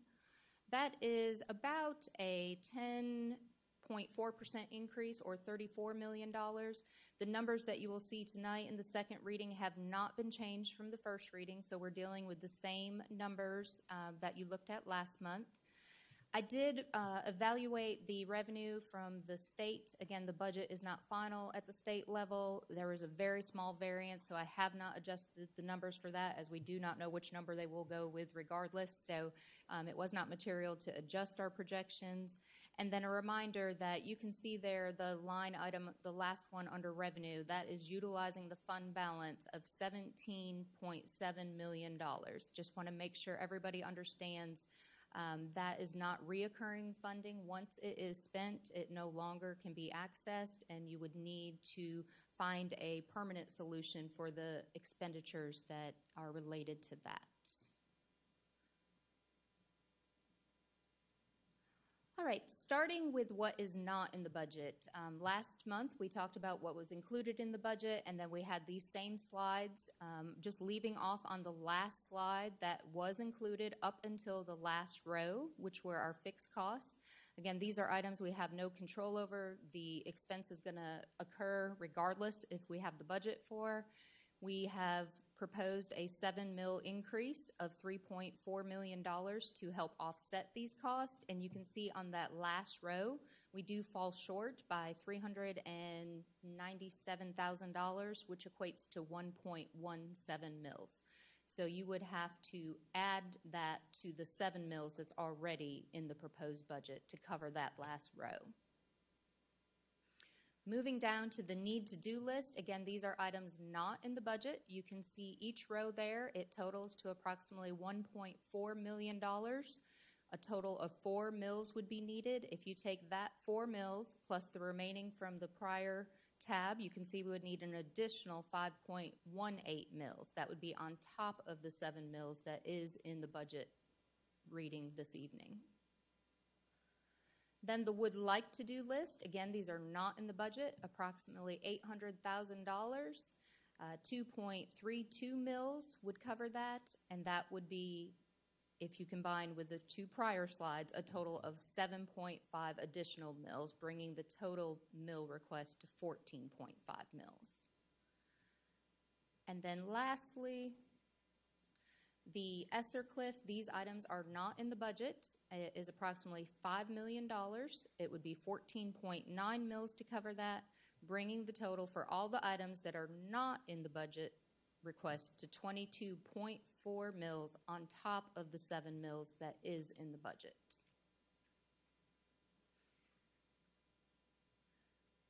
Along with the detail of the proposed budget by function and object in board docs, you also have the student fees that are proposed for next year. There is no change in those fees. We will just be rolling those same fees over. We may have to revisit the food service fees depending on regulations. That does come out probably later in June, maybe even July, before we'll have that information, but we can bring it back to the board at that time. I'm trying to find my slide with the options. Did we just scroll right past it? There it goes. I was like, where's the big slide? So here are just three options. Again, the information you have in front of you for the second reading, which is the same as the first reading that was presented last month, included 7 mills, which was a total of $360 million approximately. Option 2 would be able to include all of the items we just went over with the exception of the ESSER cliff. You would have to request a total of 14.5 mills to cover those. And then lastly, option 3, to include the ESSER items, you would need 29.4 mills total in the budget request. We have the amount for a business property valued at $100,000 under each of those scenarios, what that would increase their tax bill by, and also vehicles valued at $30,000, what a vehicle owner could anticipate as an increase under each of those scenarios. And just a reminder that primary residents are not taxed operating millage, so they would not see an impact on their primary residence with any of these.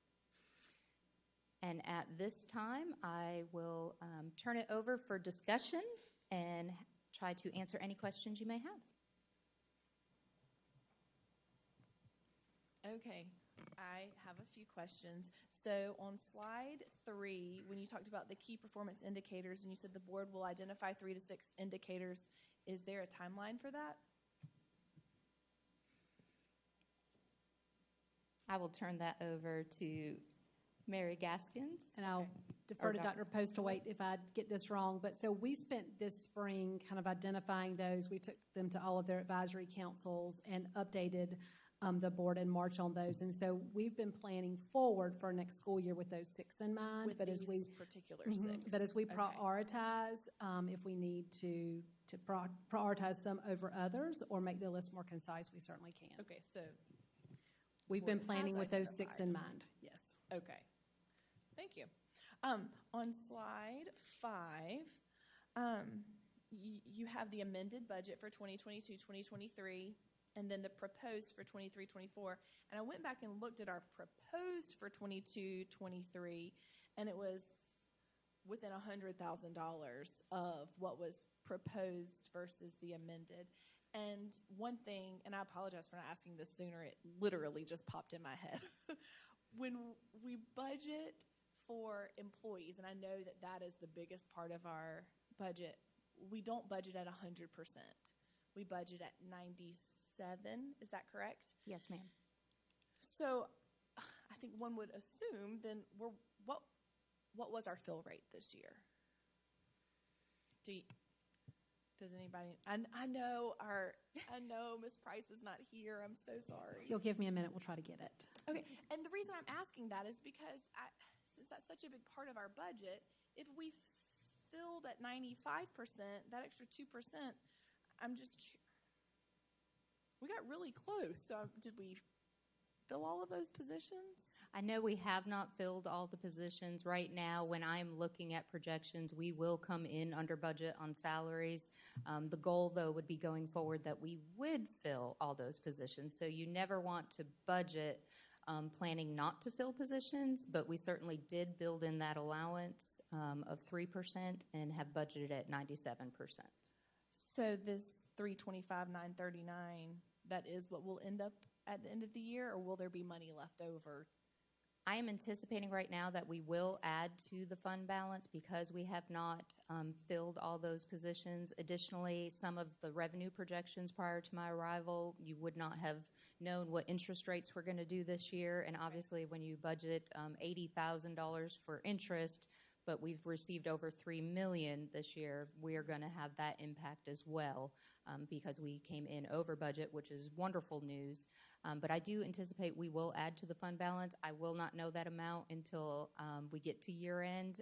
We have departments and schools with budgets. It really does, I would imagine I would feel comfortable saying we will add anywhere from 8 to 10 million. Which is why we have proposed to use an additional $7.5 million on top of the $10 million you have budgeted out of fund balance. Okay. And I will just say that is the wiser way to do it, is to is to use some of the fund balance from last year, knowing that we aren't right now running at 100% fill rate. So it makes it safe for us to spend some of our savings, because right now we're replacing that savings at the end of the year with that fill rate That we delta. didn't. Right. And so that's what makes us comfortable recommending using money out of your savings account, because right now we aren't filling 100% of our jobs. So we know we should be able, unless a miracle happens and we have 100% fill rate, we would be able to put money back in our savings account. But the first year that you have 100% fill rate, you've built yourself in a safety margin to budget at 100% for the following year. Okay. So we're just doing what you're suggesting 1 year in arrears. Okay. Does that make sense? Yes, so we can put that money in. That's why you have the 17.7 million fund balance for this year. And that's that we why would use. we're comfortable recommending that, because last year you budgeted 10 million million. from your fund balance, and we expect to be able to replace that at that amount, and we haven't had to touch that 10 million yet. Okay. That we allocated last year. Right. Can I piggyback off of something And you I was going asked? to, yes. For Ms. Miller and Ms. Henson and Dr. Postlethwaite, speaking of fill rates, because I know that's very important when we're looking at that, and this is not a gotcha moment, this is kind of a request I'm thinking. Is it worthwhile for us to look back at the last 5 years, which would show us kind of pre-COVID versus COVID versus post-COVID, and look at what our budgeted fill rate was for each of those years and where we actually ended up as far as a fill rate? Well, and Mr. Rice, I'll jump in, because this kind of, it precedes you and it precedes Ms. Miller and Dr. Postlethwaite too. Okay. That 97% fill rate was something that the district implemented, I believe, in 2020.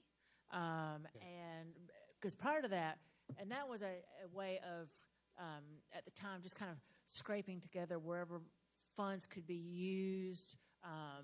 And finance at the time went back and they actually did that. They did a study on previous years to come to that 97. So that 97% wasn't just a number they pulled out of the air. That was something that they had used historical information on what the fill rate had been running for the last 3, 4, 5 years and established that. And it seemed to be a pretty safe place to land. And I think it's borne out to be pretty accurate. So that what you're talking about actually took place before 97% was kind of set as our watermark. Okay.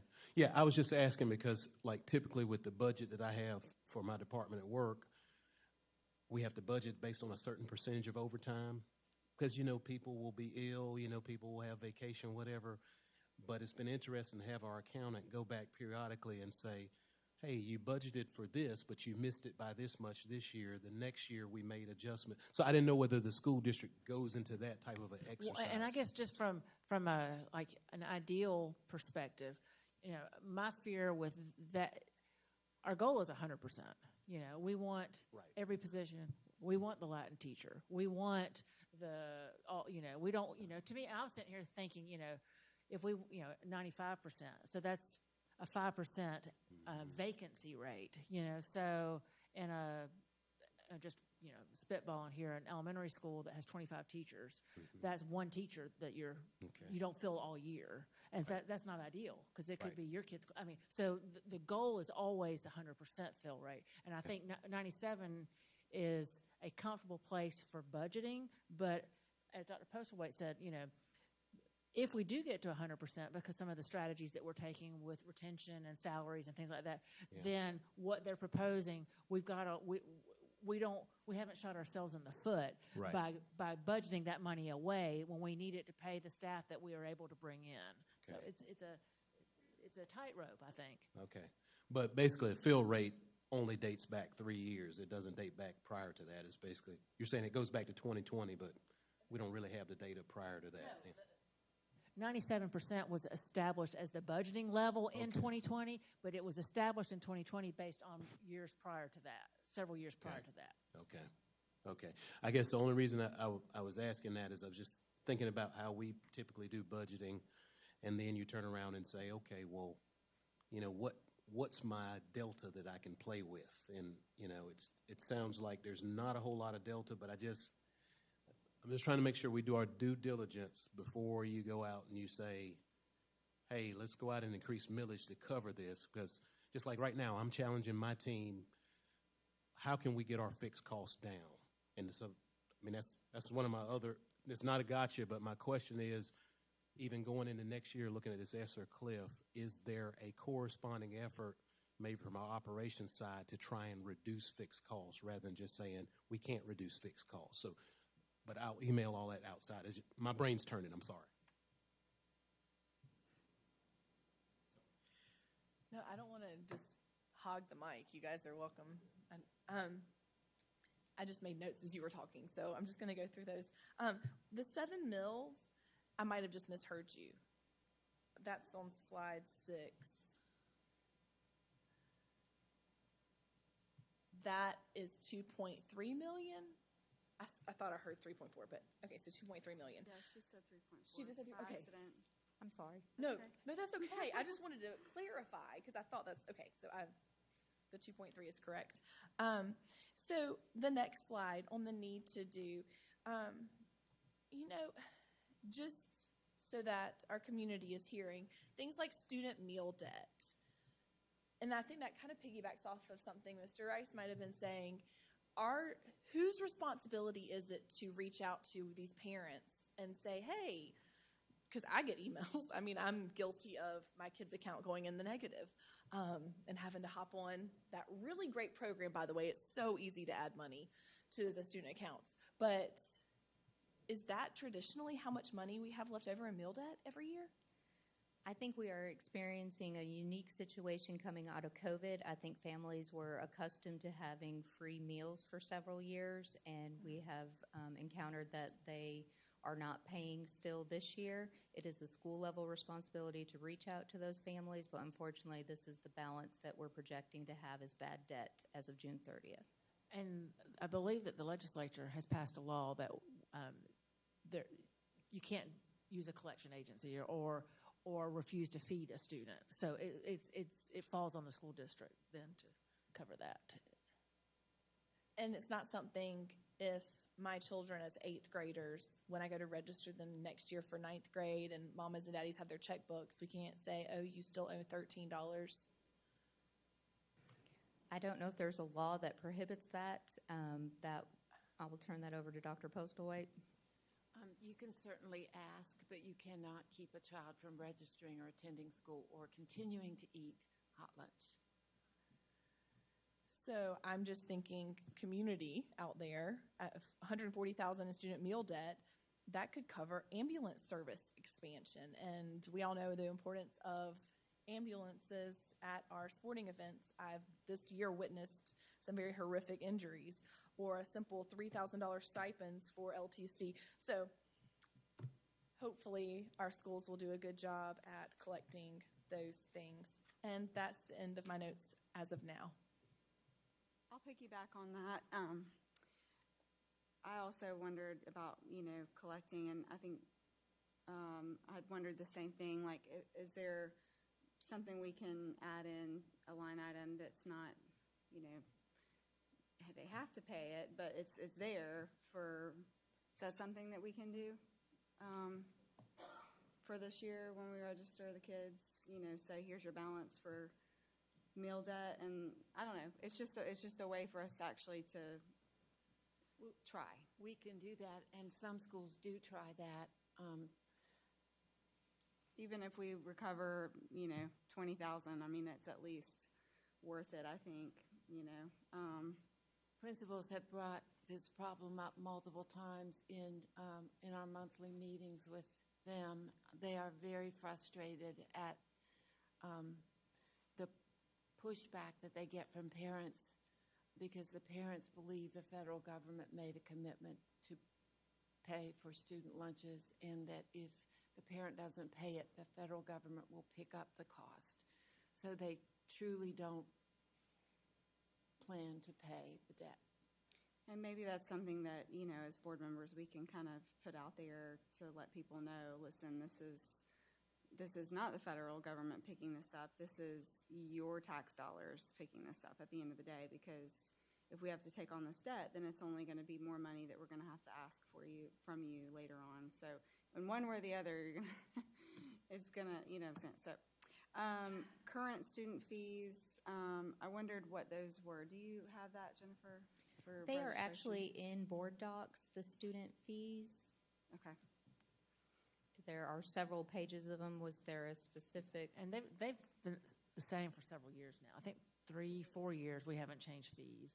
They did a real good fee study a few years ago and really eliminated a bunch of fees and rolled some back, and because they were kind of scattershot all over the district, and the finance office a few years ago standardized them and really asked the groups that need fees like band instruments or for choral music and things like that to really only assess fees that are required to make sure that those students have the materials they need for those programs. Is that something that we could look at as well, or no?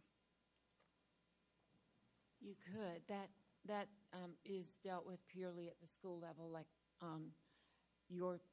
if your child plays football, for example, there's an athletics fee. That's or a fee for breakfast and lunch, a fee for kindergarten snacks. We ask that they be paid. It's a way for parents to help out the schools with the school's cost. Again, you cannot keep a child from participating, but and just make sure that we're on the same page. This is when this parent registers the child.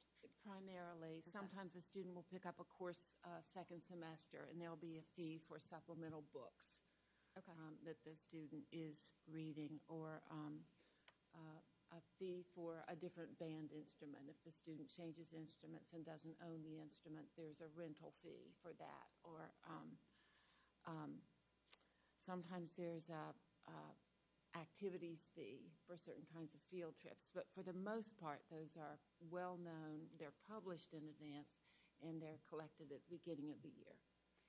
So just to go up $10 on general registration, so that could go towards... Right. That wouldn't be... I think our fees are pretty... if you have multiple children in schools, they're challenging for middle-income family, as they are. The cost of everything's going up, and we can't reduce them, but I wouldn't recommend increasing them right now. Okay. Ms. Miller, a couple of questions, maybe clarification points if you don't mind. Okay. So the current budget, as proposed, is actually leaving kind of a gap, if you will, of about $7.5 million. Is that correct? If we were to cover everything, including the proposed additional items and the ESSER cliff. That's correct. As you can see on the slide, it's about 7.6 million or 22.4 mils on top of the 7 mils and utilizing 17.7 million of the fund balance. Right. So that was the second thing to clarify. So the 17.7 million is a one-time payment for reoccurring costs. So when we come back to have this budget discussion next year, we're going to need to figure out again, do we pull another 17 million out of the fund balance, which eventually is going to run out or run too low, or we cut costs, or we raise mills again? Is that our options? Yes, ma'am. And 17.7 million, if you look at the budget with 90% being in salaries, your operating expense is only 35 million, so it would definitely have to be cut in personnel to make up something that significant. Okay.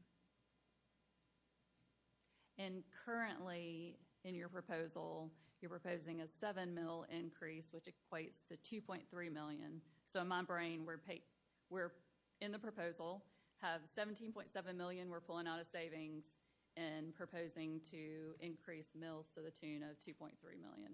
Yes, ma'am. Okay. But you have other options in your proposal, which in option, if we want to cover everything, in option 2, there's more mills, but then you still would have to either defer the ESSER cliff to try to address next year, you pull out your fund balance some more, or you cut services?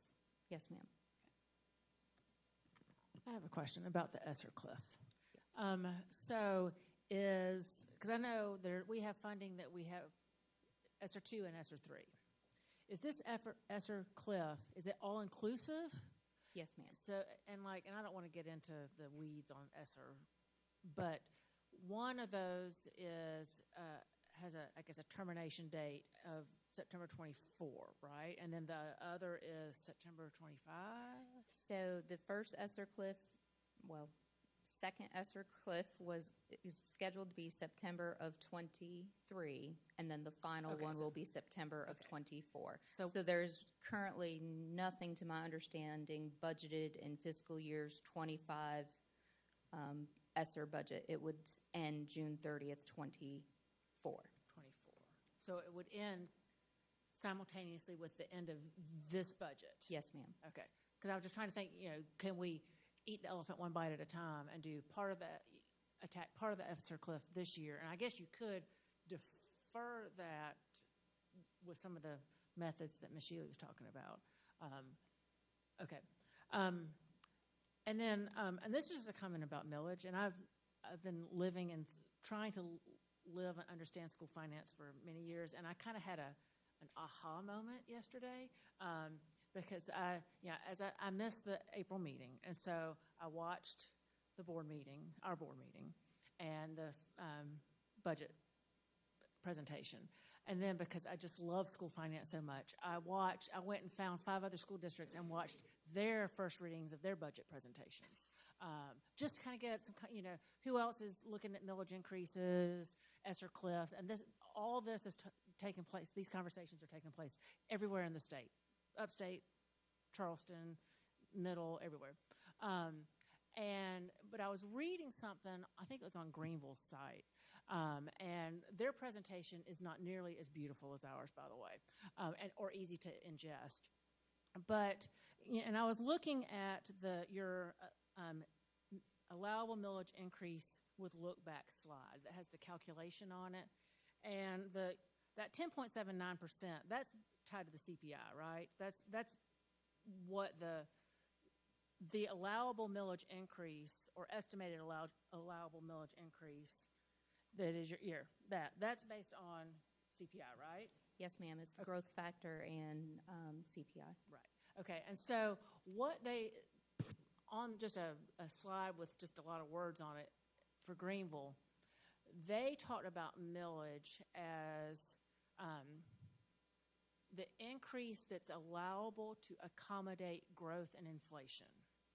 And it was like, aha, because the look-back millage is that we have not had stagnant growth or inflation for the last 4 years. The assessed value of property in our area has continued to grow each of those 4 years. And that allowable millage each of those 4 years was available to us. We just opted to not get it. And so the reason we are eligible to raise millage, the design is actually pretty artful, is it's intended to accommodate growth and inflation. And we have, I guess, chosen not to do that, but as a result, we have not been able, in our funding, in our revenue, to keep up with growth and inflation. And we're feeling that pinch now. Is that right? You've done this a lot longer than I have. Is that an accurate description? That's exactly right. Okay. And so, it is painful, and nobody wants to raise millage ever because we know where it lands. Our businesses and second homes and boats and things like that. But what it is saying is that the value in our community has increased over the last few years. And so we are eligible as a school district to tap into that value just at a level that corresponds to the growth that was in the community. And so I think that although it's we don't want to. I think a moderate millage increase is probably, I think it is appropriate given the growth. I mean, we have a lot more look-back millage available to us than most school districts. For one reason, because we've not accessed it, but second reason is because our community's growing.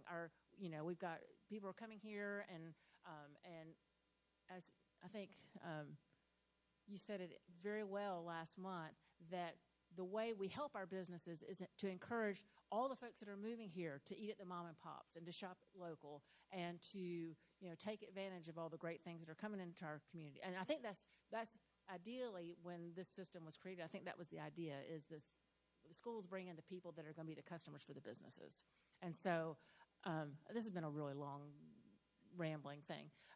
But I do think that, and one of the other things that they talked about is that millage, like the 2021, the 12.82 look back, that expires. It's no longer available to us next year.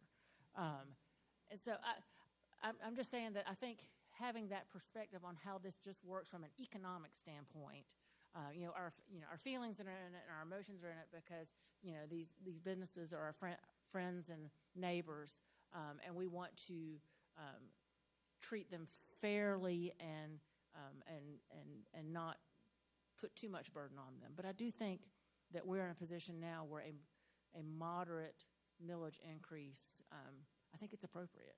So that was a really long way of getting to that.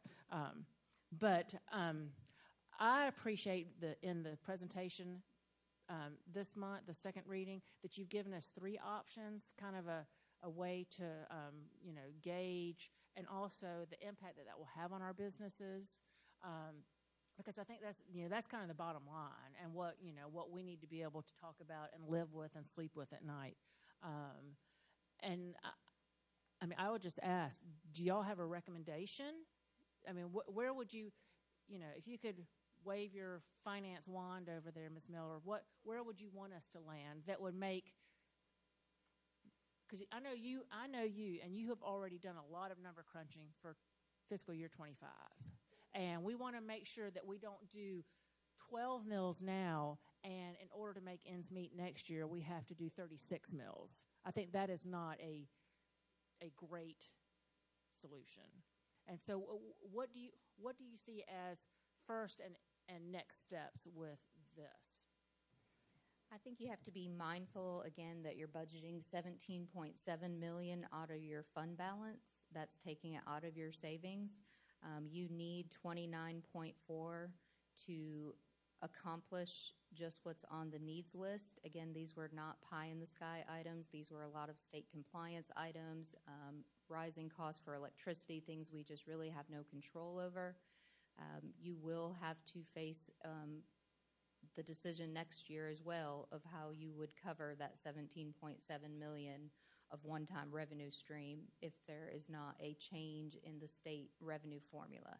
You have to remember you've got the perfect storm that we did at the start of this budget season, where not only are you coming out of COVID, you have a new state funding formula that is pushing the responsibility back to the local area to fund the school districts, along with what was already in the millage look back, which is your growth and your CPI. I'm not going to throw out exactly what I would do on this, but I do caution you that this is not a one-year decision that you will be facing. This will be something going forward that you have to review each year based on that new revenue formula and the way it is structured to have the local communities invest in their school districts. I guess piggyback. Go ahead, Sheila. Just a comment. She asked for an opinion, and I'll share somewhat of an opinion. I work in an organization that's a $5 billion gross revenue organization annually, and so we look at large numbers like this pretty often. And I will say I'm not as concerned about this year. It's next year that makes me very nervous. So I think we have to be careful to set ourselves up well this year, or we're really going to be in trouble next year. And so that makes me want is not the word. But it makes me feel like we need to increase millage enough to set us in a position so that next year we're not talking about increasing mills like by 100. Not that we ever could, but I mean, we're still talking about that 17 million from our savings account that we got to figure out how we're going to do that next year. And that's not even talking about the gap we're faced with this year. So just my 2 cents. And I will just say, it is our responsibility to make a recommendation, and I appreciate that Ms. Miller, as a member of the senior leadership team, wasn't comfortable doing that. I don't think you need to go all the way to the 29 mills this year. I don't think that's necessary because you do have ESSER funding to cover next year. So it would be foolhardy to tax people for money that you're getting from the federal government. We also know that you're carrying over roughly an estimate about $10 million per year right now. You're carrying that much over. So we definitely need to take a look at least the 14.5 mills. And if you want to take a bite out of that fund balance that you're using, the 17.7, you could think about your comfort level above the 14.5. It takes 3 mills to equal $1 million.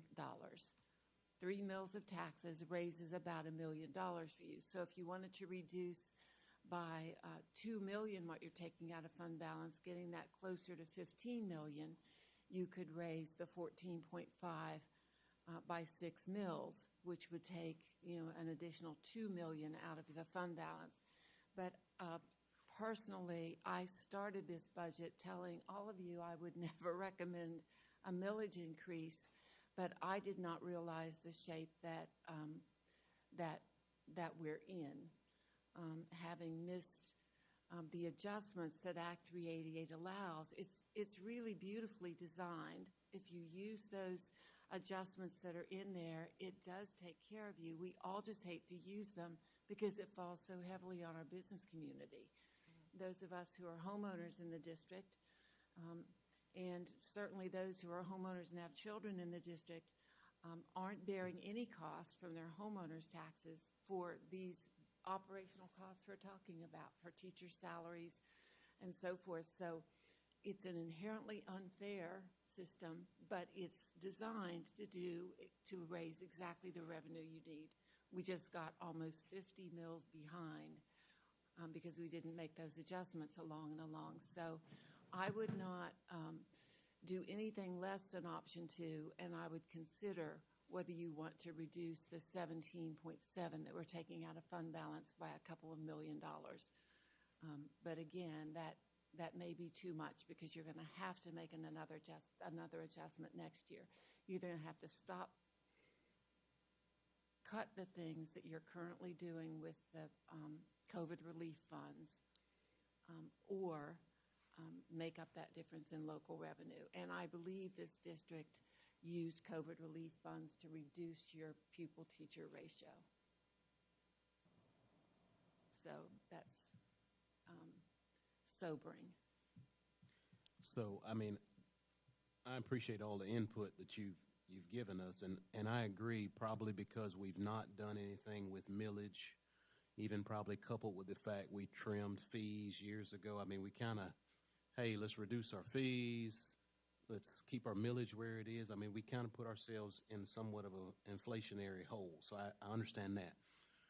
But to also piggyback on saying, I'm not as concerned with this year, I'm concerned with that next year. Here's one of the things that we've kind of learned, and I've even stressed with different folks, is there's a concept called trust but verify. And I'm saying this up front because Dr. Postwaite, I trust you, Jennifer Miller, I mean, all the staff, I trust you guys with what you're telling us, but there's just something in the back of my engineering brain that says trust but verify.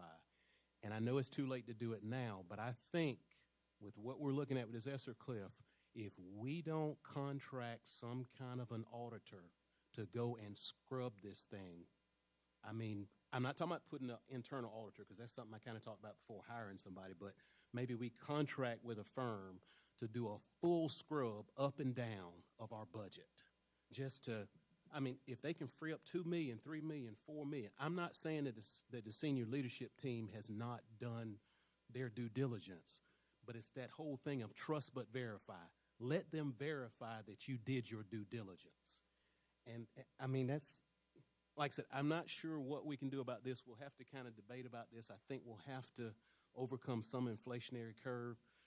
But I think it's going to be hard to go back a second time or a third time asking for more if we didn't verify that everything we've laid out is laid out like, you know, like it should be. That's just, and it's not that I wanted to say that because it's not that I distrust anyone, but it's just sometimes you have to let the data speak to you. You have to get somebody outside to look at it.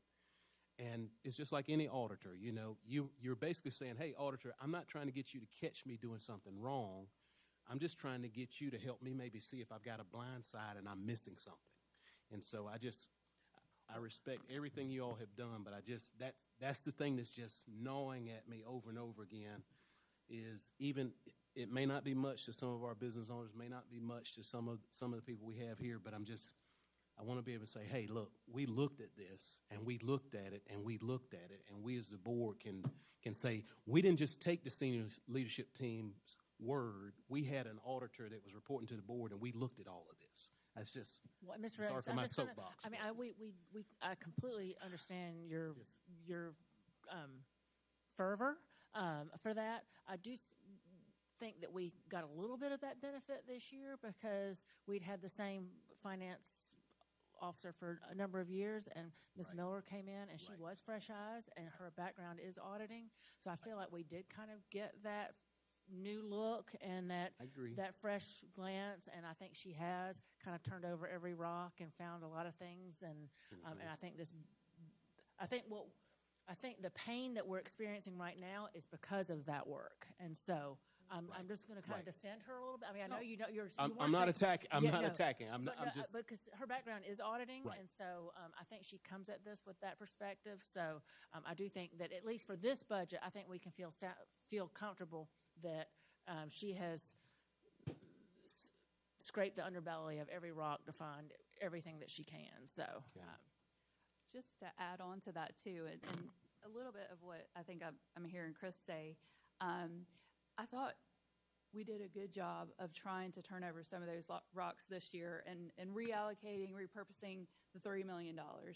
And I would ask that maybe we intentionally try to do similar exercises over the next year where we are just really digging deep and trying to figure out where can we create consistencies, efficiencies, and keep that mindset going. A lot of businesses are having to do that nowadays anyways with inflationary increases, and I think we need to ingrain that mindset as well. So I would ask that be a part of it. I mean, I only bring that up because I'll kind of fillet myself open for a second. You know, I'm married, happily married. When Stephanie's in my ear telling me to look at something, take care of this, I'm on it. But if she's not in my ear, I have a tendency to relax. Right now, we're pressured because we got a third reading coming in June. But after June, will we relax? My point is keep the focus on so that when you get to next year, you're not sitting there in April going, oh, my God, let's see, what are we going to do between this month and next month? You've done it. You've looked at it. Well, and I don't mean to, but I'm just going to, I mean, we have. I mean, they start working on next year's budget pretty much the minute that this one is in the tank in July, and I know that they start. I mean, when you start meeting with principals and school level about the budget, October, November, it's December, right? When the audit and you completes. did the Friday. I mean, they've been meeting every Friday for hours for about 4 months now. And so this is not, none of this is last minute. It is, I mean, it may feel like last minute for us. Although I do think Dr. Postlethwaite has kind of been letting us know that this tidal wave was coming for a few months.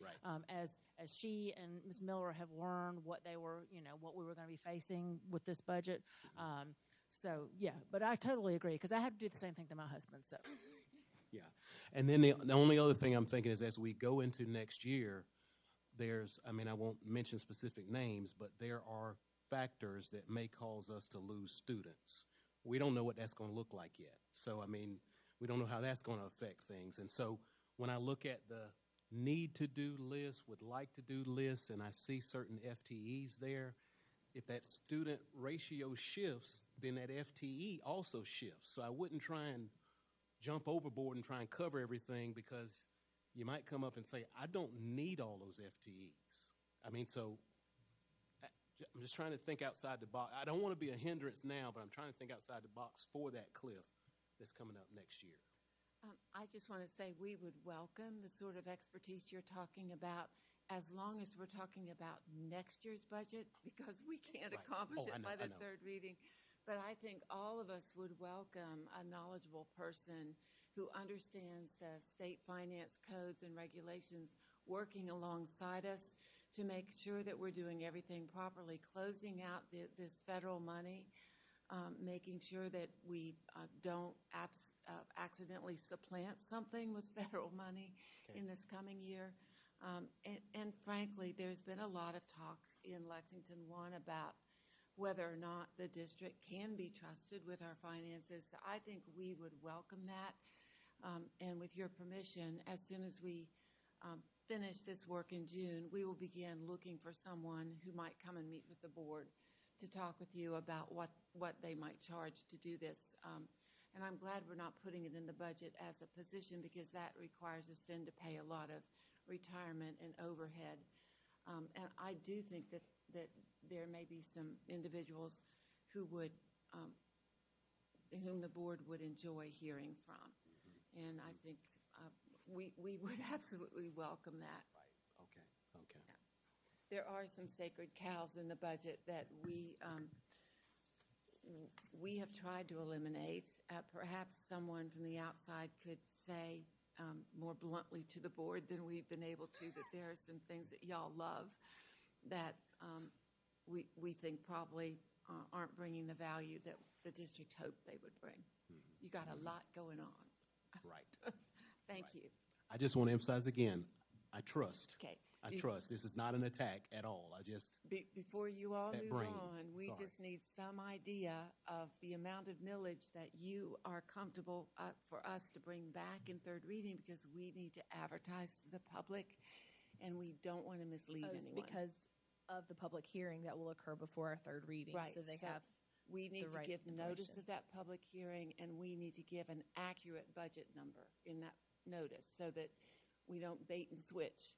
So we need to leave here tonight if you're thinking 14.5, if you're thinking 7, none, 20, whatever you're thinking, we need to know that number, because we need to place an advertisement, and we absolutely want to be forthright. Ms. Miller, I know that I have this information, but with my computer disconnecting and reconnecting, I'm just going to ask you. So, and I keep going back to the fund balance, but here we go. We have to keep 2 months amount. Is that, we have to keep one, but our board has said 2. Is that correct? Yes, ma'am. It's 8.33% that is required by state law, and the board policy is 16.67%, which is 2 months. I'm currently projecting it to somewheres between 2 and 3, depending on which scenario you go with, any option 1, 2, or 3. We would still maintain at least 2 months, up to, I think, 2.8 months. Depending on where Which we scenario. fall. Okay, and what is approximate dollar amount for 1 month? It will vary depending on what your budget is, so I can't give you, it just depends under each scenario. I have a calculation that shows when you have $359 million, take that divided by, so it's just depending on what your budget amount is, what your amount has to be. So I would have to know what the budget is going to be. So let's say. So with that 3.67, I have it in my notes. I know I do. Okay, thank you.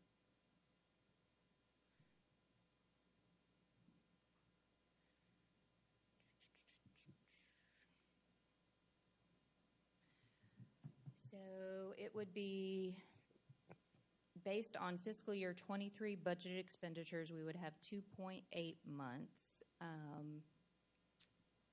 Going down to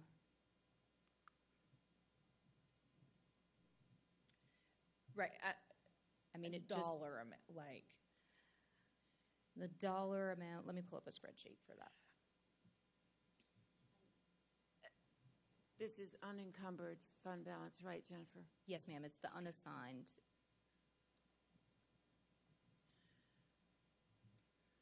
It's a lot of Because math to do right on the spot. I know, and I appreciate it, and I was going to help you. But you can do this. So if we have a budget of $359,963,129, you would have a 2.6 month, which would give you $77,853,478 in unassigned fund balance. So $77.8 million. And that is after the $17 million is taken out that you're recommending for the budget. Yes.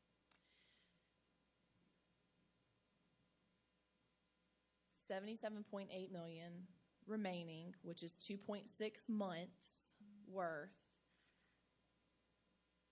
She went back to 2.6 months after the $17.7 million is taken out. And how does the 16.67 relate again?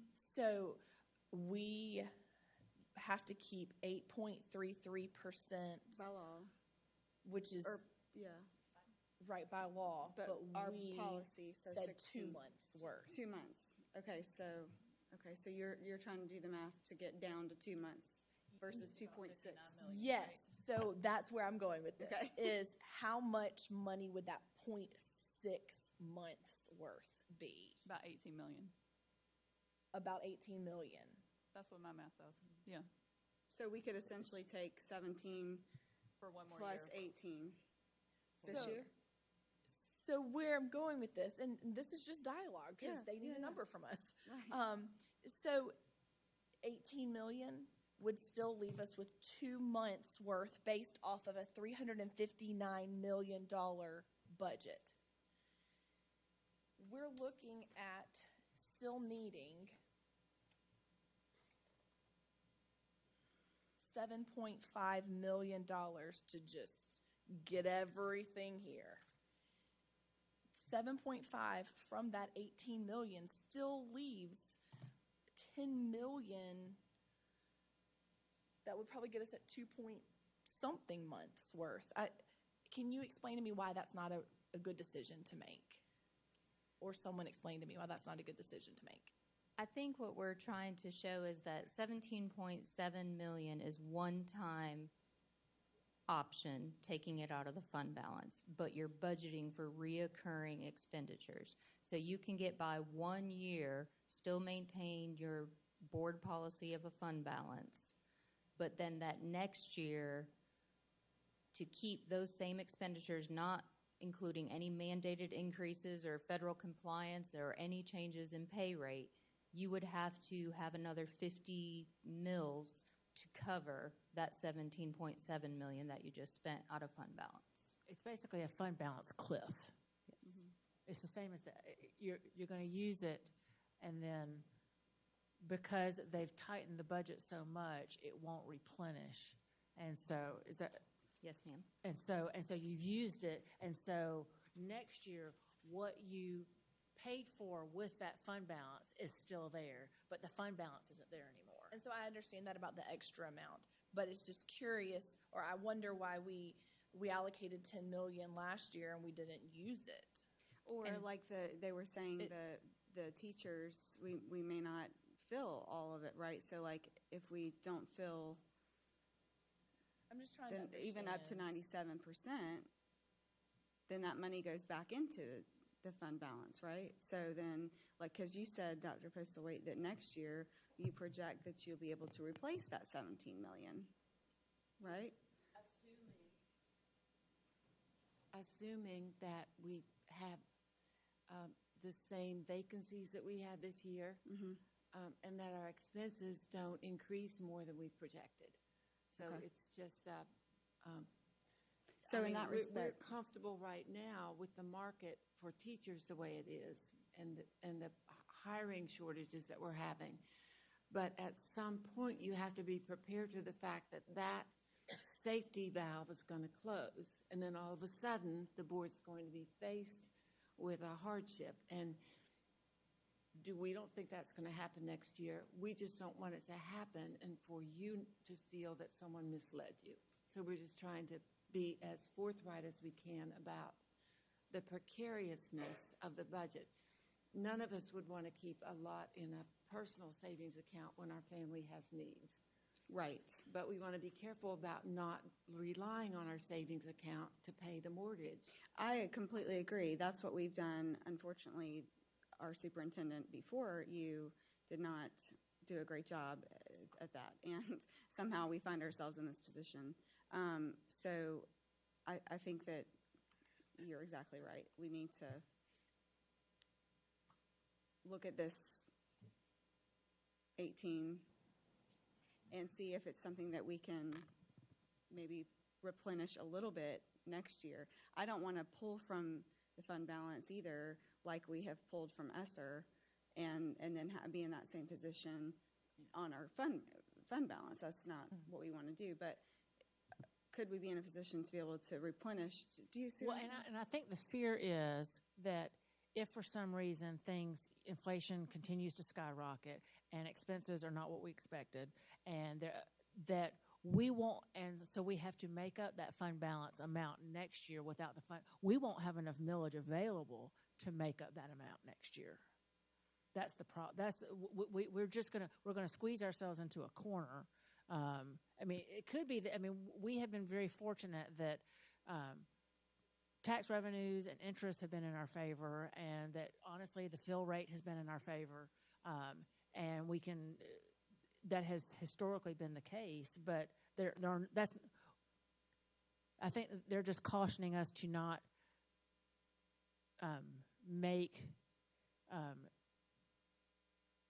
to bind recurring expenditures to something they can't guarantee next year. Absolutely, which is what we've done with ESSER, and that's clearly not working. When you say that we won't have millage available, what do you mean? Because 17.7 million is 51 mills, and if you look, I used 20 mills for this year as what we decided. That would leave us 13 for this year, and then the look-back mills, 25 and then 11. That would give us 49.3, roughly what we have available this year. Well, 49.3 does not equal 51 mills. Because you can only look back 3 years, so the 12.82 right. would go away, I think. So if we didn't use all of the 33 mills this year, what we don't use will be sitting in look-back, and we could use that. So we need to take advantage of the 12.8, unless or we'll lose it. Yeah, that's the selling point that Greenville used is we need to use this so that because it's going to expire. Why not? And I'll just say again, one of my big worries is, we all did whatever it took to get through during COVID. So this is not at all a criticism. And as far as previous decisions that were made, I can well understand why a board wouldn't want to raise millage during COVID. Those were just very difficult times. But what worries me is the amount of continuing benefits and services for students that we put in ESSER funds. So we either have to make that up at the end of next year, or we'll have to raise the pupil-teacher ratios. When this district lowered the pupil-teacher ratios, we used ESSER money to do that. And so at the end of next year, we either have to raise millage again to make up that difference, or we have to increase the pupil-teacher ratios. And so there's no need to put that millage on this year because we have federal money to pay for it next year. But that is going to be a cliff you are going to face next year. And I do not think in these times you want to raise the pupil-teacher ratio. So you don't need that millage this year, but you're going to have it next year. So you're going to have to raise millage this year and raise it again next year. I just want everyone to understand that. Right.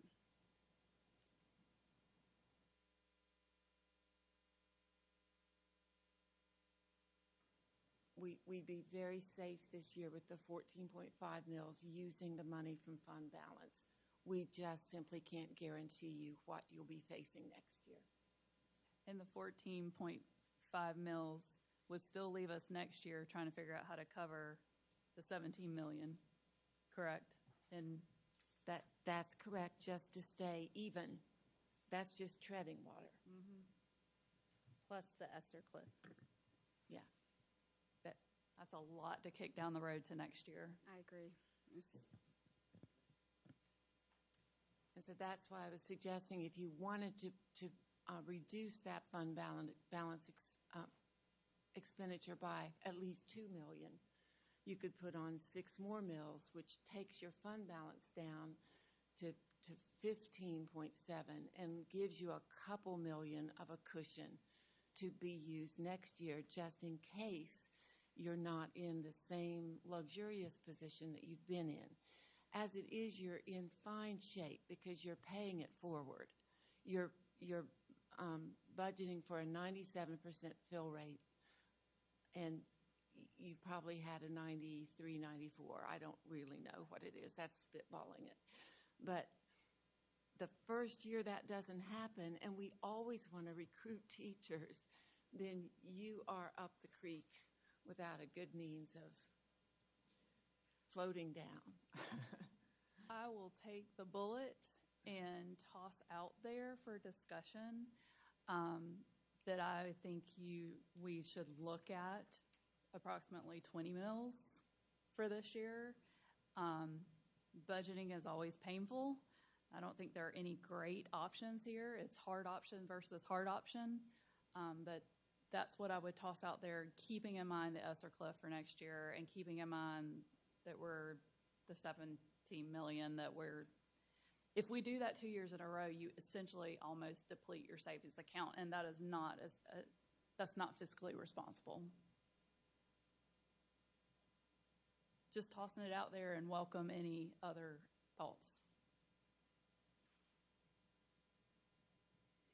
I will also say that if you approve your budget on third reading and then it turns out that we get more state revenue than we thought or some other adjustment in the budget occurs, you also have a chance in August to come back and adjust your millage. We would much rather, of course, make a downward adjustment than an upward adjustment. But right now you are working in the dark. It's just the nature of the beast with district budgets versus the state budget approval. Sometimes we know by now, we just don't happen to know this year. But you can approve a budget in June and then come back in August and amend it so that the information that is sent to the assessor reflects what you want to do. We just have to have that to the assessor's office by the 1st of September, if that's any help whatsoever. Jennifer, I know we've probably asked you this 100 times, but the new funding formula is like this big, scary monster that everyone likes to talk about, but no one really knows what it means or how to explain it. Is there any way that you could put together just like layman's terms, really dumbed down explanation of exactly how it's worked so that we can explain it? I'll work with Dr. Postlethwaite on how she wants to approach that. Okay. Because I've just got a lot of people asking about that and about, I don't know if you want to speak to the Act 388 and the 1% and some very misunderstood things about that. That might be something that we ask you to kind of explain as well.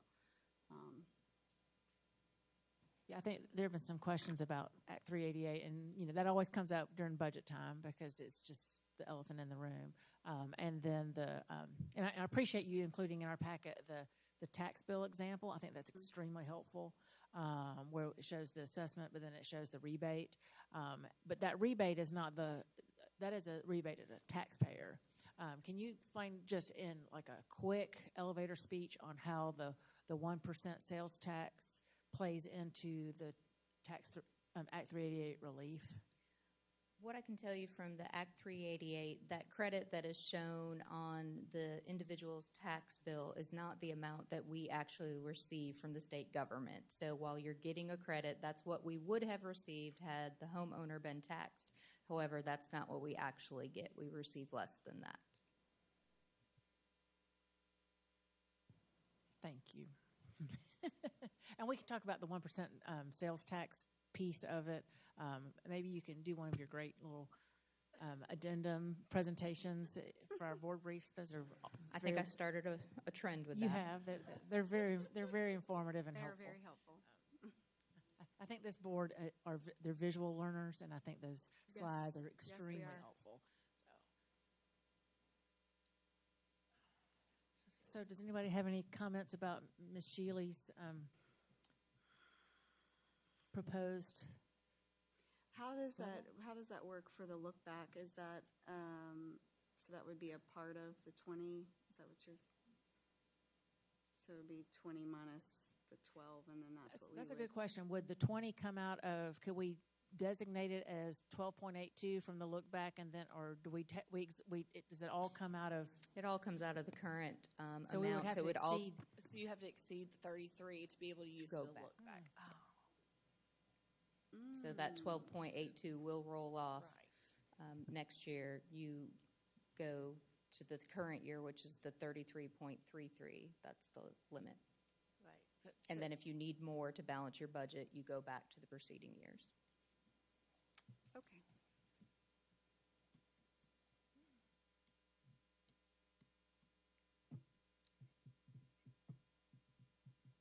Anyone join Miss Shealy with her head on the chopping block? Yes, please. Want to go higher or? Okay, so wait. You're showing a total of 49.24 that you can look back, and I'm sorry to oversimplify it, but so what's the actual expiration date for that 49.24? So the 49.24 is what you're allowed to look at this year if 33.33 is not enough. Then next year, that 2021 amount of 12.82 expires, and you would be able to look back you would calculate what you can raise millage on next year, and then you would look back to what you didn't use out of the 23-24 amount, and then also go back to 22, 23, and 21, 22. So if I didn't use the 12.82, then my look back is now the 11.03 plus 25.39, or has that expired too? You keep those. You can always look back 3 years. So it's just a rolling 3 years. So will I know what the third digit is? When will I know the third digit for that next year? If I can look 3 years back, you're showing me 3. We won't know what the 24 amount is until probably next March or April once we have the CPI and growth factor. So I guess what I'm looking at is I see the 12.82, I see the 11.03, 25.39. I'm not a gambling man, but I'm just wondering if when I'm looking at next, is that a trend upward where now all of a sudden that next number is going to be 34.7? It'll depend on your growth factor for your community and the consumer price inflation rate. And that's the estimate on the next slide. That's the estimate for this year is the 33.39. That one, 33.33. That's what's estimated this year. So it'll be in that ballpark. But whatever we don't use will be in look back next year. So if you take the 20 out of the 33, and then that's the number that will be the look back for next year. Right. Yes. And so Ms. Shealy's recommendation of 20 mills, 3 mills is $1 million. So if we take the 20 and divide it by 3, so 6.67 million is what you're suggesting, Ms. Shealy. Which, just by the way, just barely covers the teacher increase, right? That's all it covers, pretty much.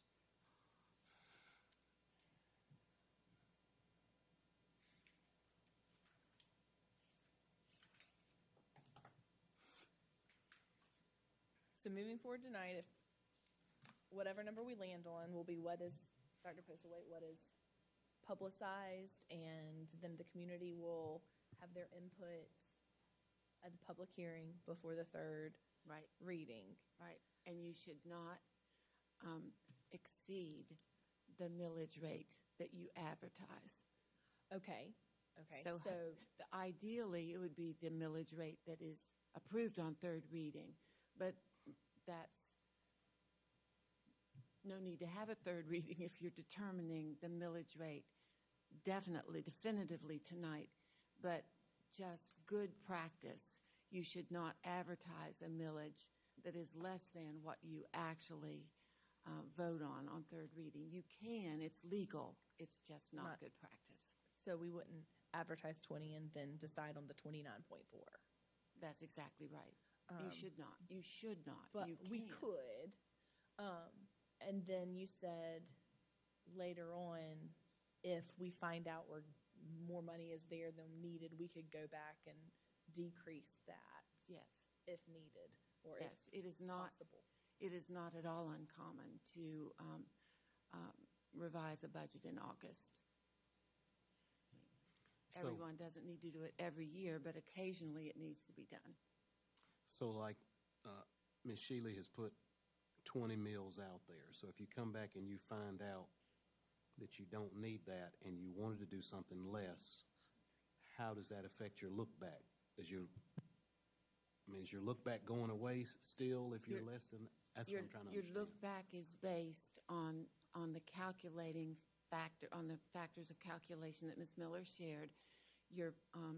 The look back for this year will be whatever this year's amount was, the 25 minus whatever millage we give to the assessor that actually goes out on the tax bills. Okay. So the 25.39 minus whatever the number is this board sends to the assessor. Okay. By September 1. Okay, I was just trying to make sure I may have missed something, but I was letting the 12.82 rotate off, taking the 11.03 to 25.39, and a projected 33.33 for next year. And when I add that, that's 69.75. But if I went up 20 mills this year, then that leaves me 49.75 look back when I get to this time next year?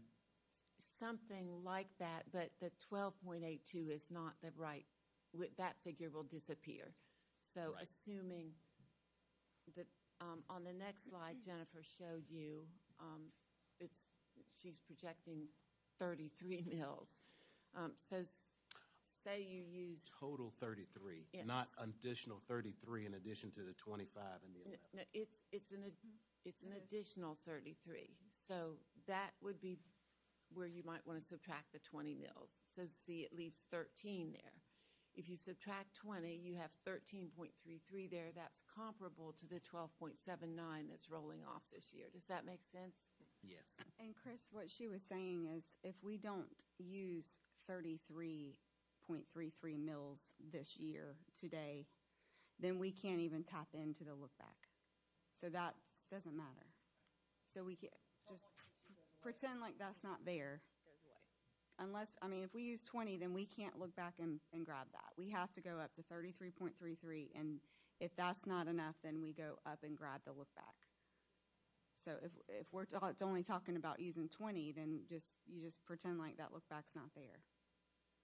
The oldest look back. Oldest look back being 12.82. Right. So next year when we get this chart, Mm-hmm.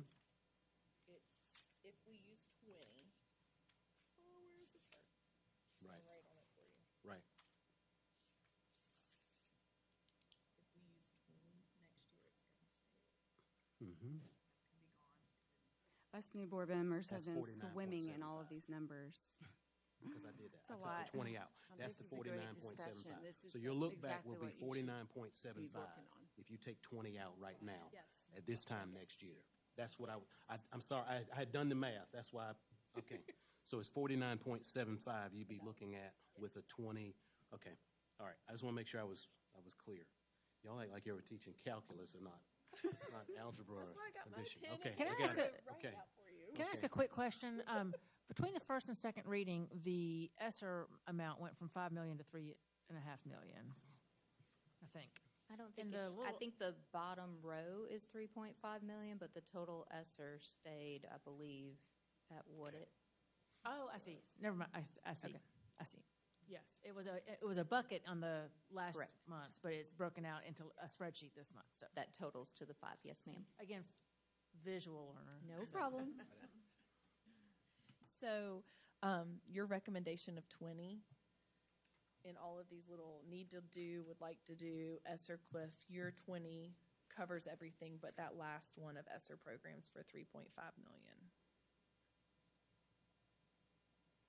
Just putting that out there.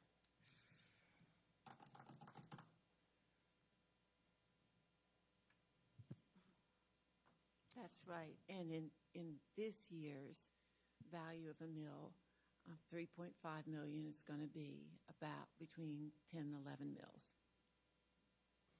Probably more like 11, 12, something like that. Just mental math.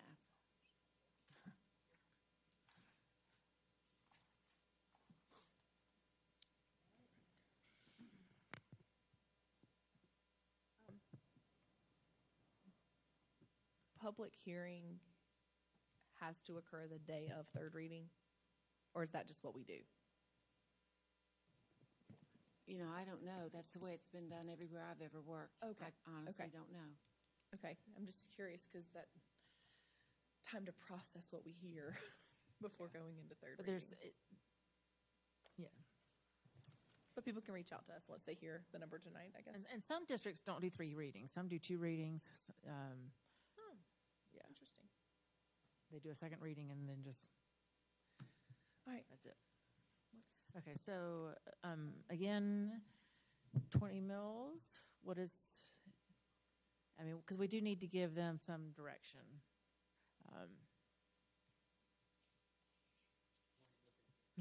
You've done all the calculus down there, Mr. Engineer.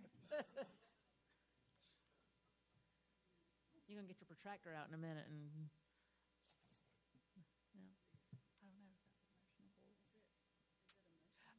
Do you need a motion? Or how are we doing this? That's entirely up to you. We didn't place an action item on the agenda.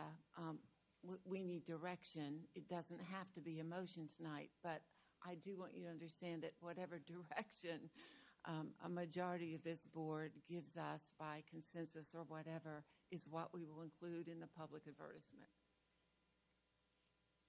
You can amend your agenda to take action tonight if you want, but there's not an item that was listed on the public agenda. Well, I'll join Ms. Shealy. I think 20 is appropriate. I think that gets us closer to where we need to be than 14.5. So that's.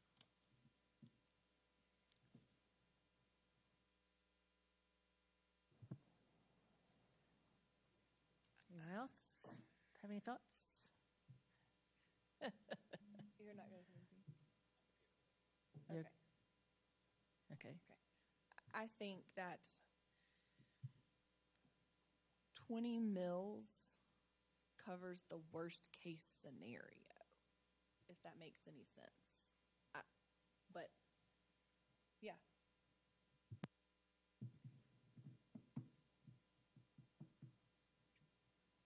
If there's no objection, then we will advertise third reading of the budget with 20 mills, with the understanding that our job for this coming year is to work with someone to help us scrub the budget to see if there's any way we can reduce reduce expenditures so that next year we're not facing a $3.5 million ESSER funding cliff plus the increase that will be needed to keep up with the competitive salaries.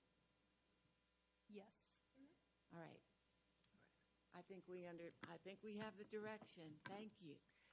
Thank you very much for holding our hand through this. It's great discussion. It's extremely helpful. It really is. And this is the most important thing that we do, really. And so, all right. Any other questions before we move on from the second reading of the budget? All right. All right. And that was your superintendent report. Is there anything else you would like to add? Oh, no, ma'am. Okay. All right, moving on to new business. And this is the first reading of the naming for Elementary School 19. Thank you, Madam Chair, members of the board, Dr. Postlewaite. Obviously, last month, I brought to you 3 names for consideration for elementary school number 19, provided through the committee that was formed of community members, school leaders, teachers, parents in the area where ES 19 sits. They provided some feedback on that, and those 3 names were Blue Hill Elementary, Blue Heights Elementary, and Bluefield Elementary. And obviously, I've heard that you have some feedback you'd like to provide, regarding those names from last month. So happy to hear whatever feedback you have on the naming of ES 19. Go with it. We did talk about those 3 names. I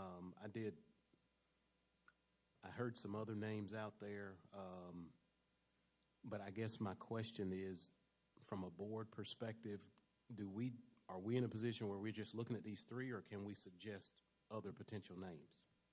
It's at the board's direction. Our charge as leadership is to provide you some options for the school. More than 2, I believe, is how the policy reads, but absolutely, you have that authority to provide some more direction on naming the school. So I heard some other names. This is not original. I heard some other names that kind of stuck with me. One was South Lake Elementary. Another was Blue Lake Elementary. So those 2 kind of stuck with me. But then I actually did a little bit of research on my own, and apparently there's a reservoir in that area off of the Congaree Creek that I think is called Crystal Lake. And the name Crystal Lake Elementary School kind of rung in my ears a little bit. So those were just my opinion. And I also did some research, there was looked at some historical maps, drawings from the early 1700s when it was settled, the area was settled as the Saxe-Gotha region, and there evidently it was known there were some quarries in the area, and as we know, as you head out South Lake Drive towards Edmond and Pelion, it's very sandy. There's already a Sand Hills Elementary out in Lexington 3, and they're actually on the hand-drawn maps from the era. There are some sand hills written in, and I just took the quarry and the sand and combined those and came up with Sandstone Elementary, kind of a pretty little name. But again, I'm like Mr. Rice, wouldn't mind a few other options. There's the Congaree Creek is a significant creek that has a lot of historical significance. And so, that's an option. Anyone else done any research or thought? I think Ms. Henson's child might have had an idea. Mr. Rice Yeah. that in his list. Yeah. Even when we talked before about like Bluefield, and I understand the subdivisions there, but I don't know if I really wanted to name the school after the subdivision. I share your reluctance on that. I was reluctant about that, but I'm not opposed to the previous 3 we looked at. I just was trying to bring to the table maybe a couple others. So, anyone else have any suggestions? Or, Mr. Warren, do you mind if board members just send you a few suggestions and take it to your group, and y'all kind of vet those and come back to us with maybe? And there's not. Are we in a state of urgency for this? I know everybody wants to know what the name of the school is. That's always urgent. They actually they want colors and mascots. I know. Well, colors. We've worked through that already with the our designer. So we have a pretty good color palette. Elementary schools, obviously middle and high schools, kind of drive more of the colors with the uniforms and everything. So not as much of a critical need at the elementary level, but as far as signage, all the things that go along with that, I wouldn't say it's critical, but it is something we really would like to wrap up here in the next few months, for sure. All right. Well, do you mind if we just throw this back to you and maybe bring it back for Yes, ma'am. to us again Yes, at a ma'am. future meeting? Absolutely. Thank you. All right. Moving on to action items. We'll get a motion on the table, and then we'll get some information from Mr. Cooper. Do I hear a motion to approve the 2024-2025 academic calendar? Madam Chair, I move we approve the 2024-2025 academic calendar. Thank you, Mrs. Henson. Do I have a second? Second. Thank you, Mr. Rice. All right, Mr. Cooper. Good evening. Tonight we do bring to you for second reading, action, and approval the calendar committee's recommendation for the 24-25 academic school calendar. Like the already approved 23-24 school calendar, this is a modified school calendar that starts the first full week in August. Students and staff are out by Memorial Day. It includes traditional holiday breaks at Thanksgiving, Christmas, and Easter, 3 full days in addition to the weekend at Thanksgiving, 2 full weeks at Christmas break, and the week prior to full week prior to Easter Sunday in the spring. In addition, there are intermittent breaks throughout the calendar for students, staff, and families to enjoy their time. It also, in addition to the 180 days, does include the 10 additional teacher work professional development days. 6 of those are located at the beginning of the calendar, at 1 at the very end, and then 3 throughout for parent-teacher conferences and planning at the semester change. Like I said earlier, it is a modified calendar that does shift semesters at the Christmas break, which is beneficial for academic and assessment reasons. There have been no changes to the version that you reviewed last month, and it is in compliance with board policy and state law, and we bring it to you tonight for action and approval. Thank you very much. And does anyone have any questions for Mr. Cooper or comments? No? All right. And as you know, we've been talking for a long time, but we are back on the auto voting. So, all right, everyone, all in favor of approving the 2024-2025 academic calendar, please vote yes. Anyone opposed, please vote no.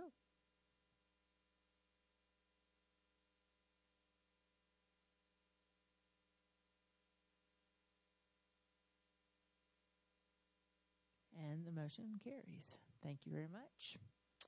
It's kind of crazy that we're talking about a 2024-25 school year. That's like, yeah. Okay. All right. Moving on to 11.2. Do I hear a motion to approve the Lexington One graduate profile?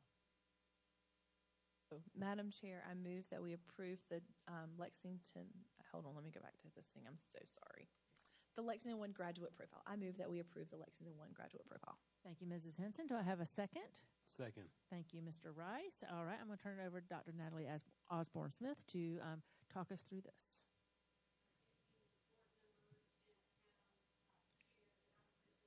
Do you mind turning your microphone on?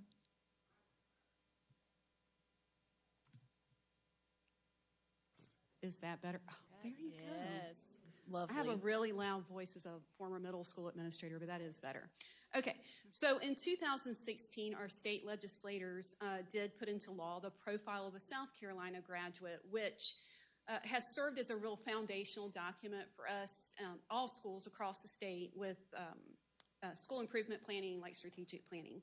And so building on that profile, we in Lexington One have designed what I brought to you earlier in the spring, a graduate profile that really will serve as a focal point for us when we write our new strategic plan for the next 5 years. And so that those in the audience know, we defined a graduate profile as an accessible, succinct description of what we want each graduate to know and be able to do when they leave our system. And so the great thing about our profile is that we did partner with our community in order to create it. We began by hosting those community meetings that I talked to you about with the help of Mr. Dino Tapara. And then shortly after those community meetings, I worked with a small group that included teacher leaders, school administrators, principals, and APs, and district leaders to use that feedback from the meetings to identify the competencies that you saw and to create the definitions of those competencies. And so this evening, what I'm bringing you today is a request that you will please approve the profile as we have created it, so that as we continue to work on our strategic plan, we can build systems and structures around that will support both the measurement of student skills in this area, but also the instruction of these competencies.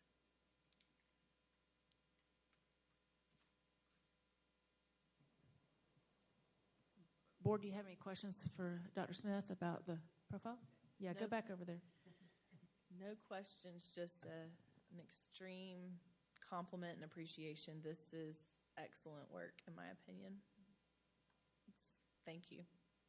You're welcome. Very much. It was a privilege to work with the community and other administrators. I think when I look at it, I can't help but just think about my own children and think about, as 8th graders, when they graduate, I want them to be knowledgeable, creative thinkers, and problem solvers, and all of those characteristics and life skills. So thank you. When I really appreciated that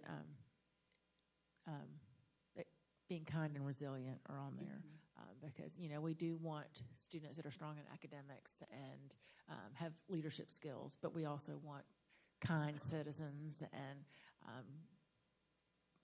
citizens or adults that press forward and get up when they're knocked down. So I appreciate those attributes. Ms. Smith, is this for, remind me, is this for 1 year? Is this for 5 years?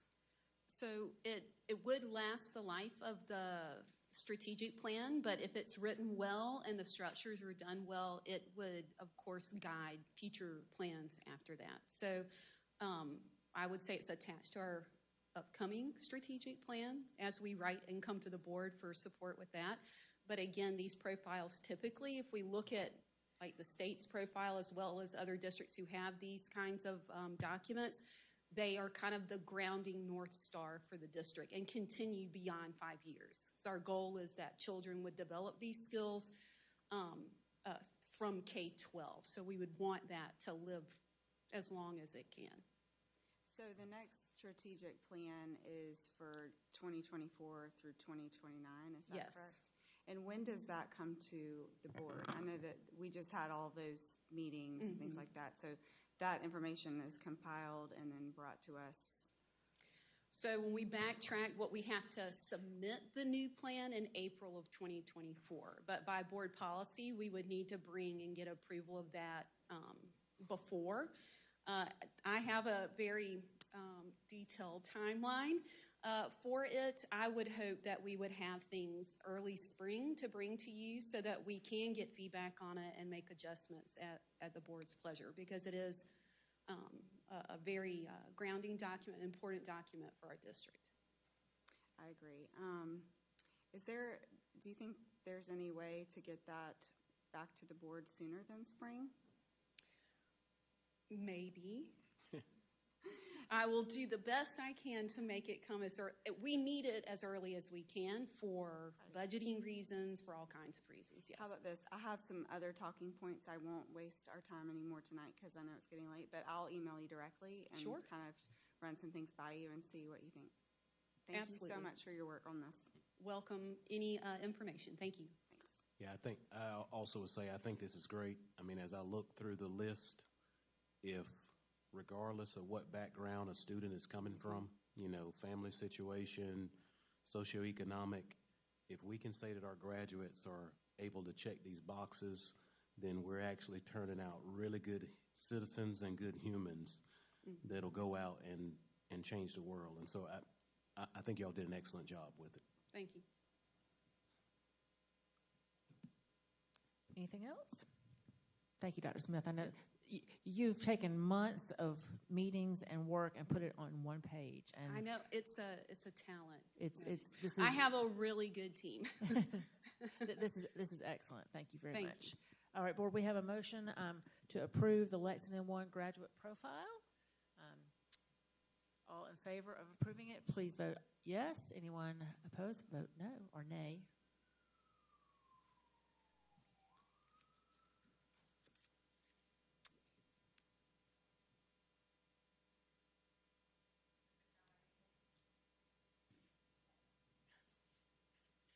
We're working on the lag time here. We're figuring it out, so we're good.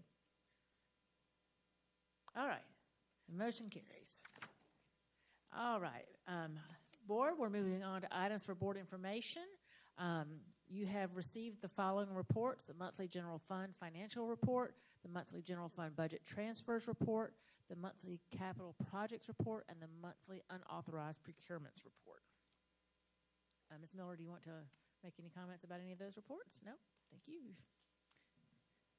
All right. Madam Chair, I'm sorry. Yes, ma'am. Just wanted to make a quick comment that the transfer report, the additional information you put on there was helpful, as well as the tutorial you created in the last board brief. So thank you for that. It helps us very much.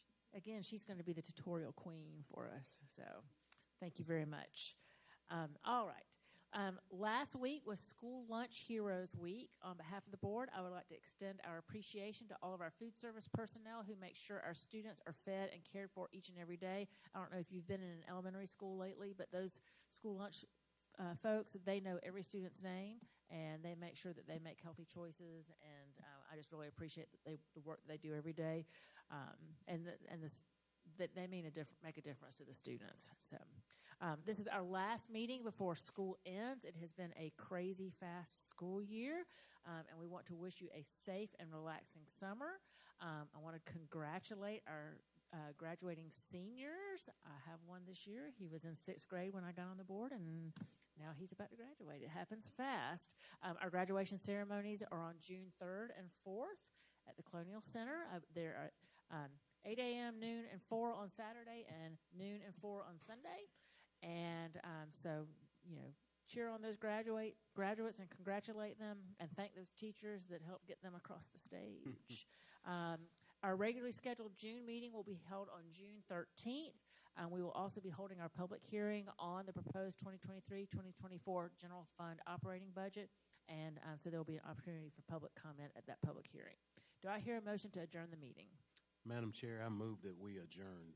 Thank you, Mr. Rice. Do I have a second? Thank you. This will be a voice vote. All in favor, please say aye. Aye. Thank you very much. Have a great evening.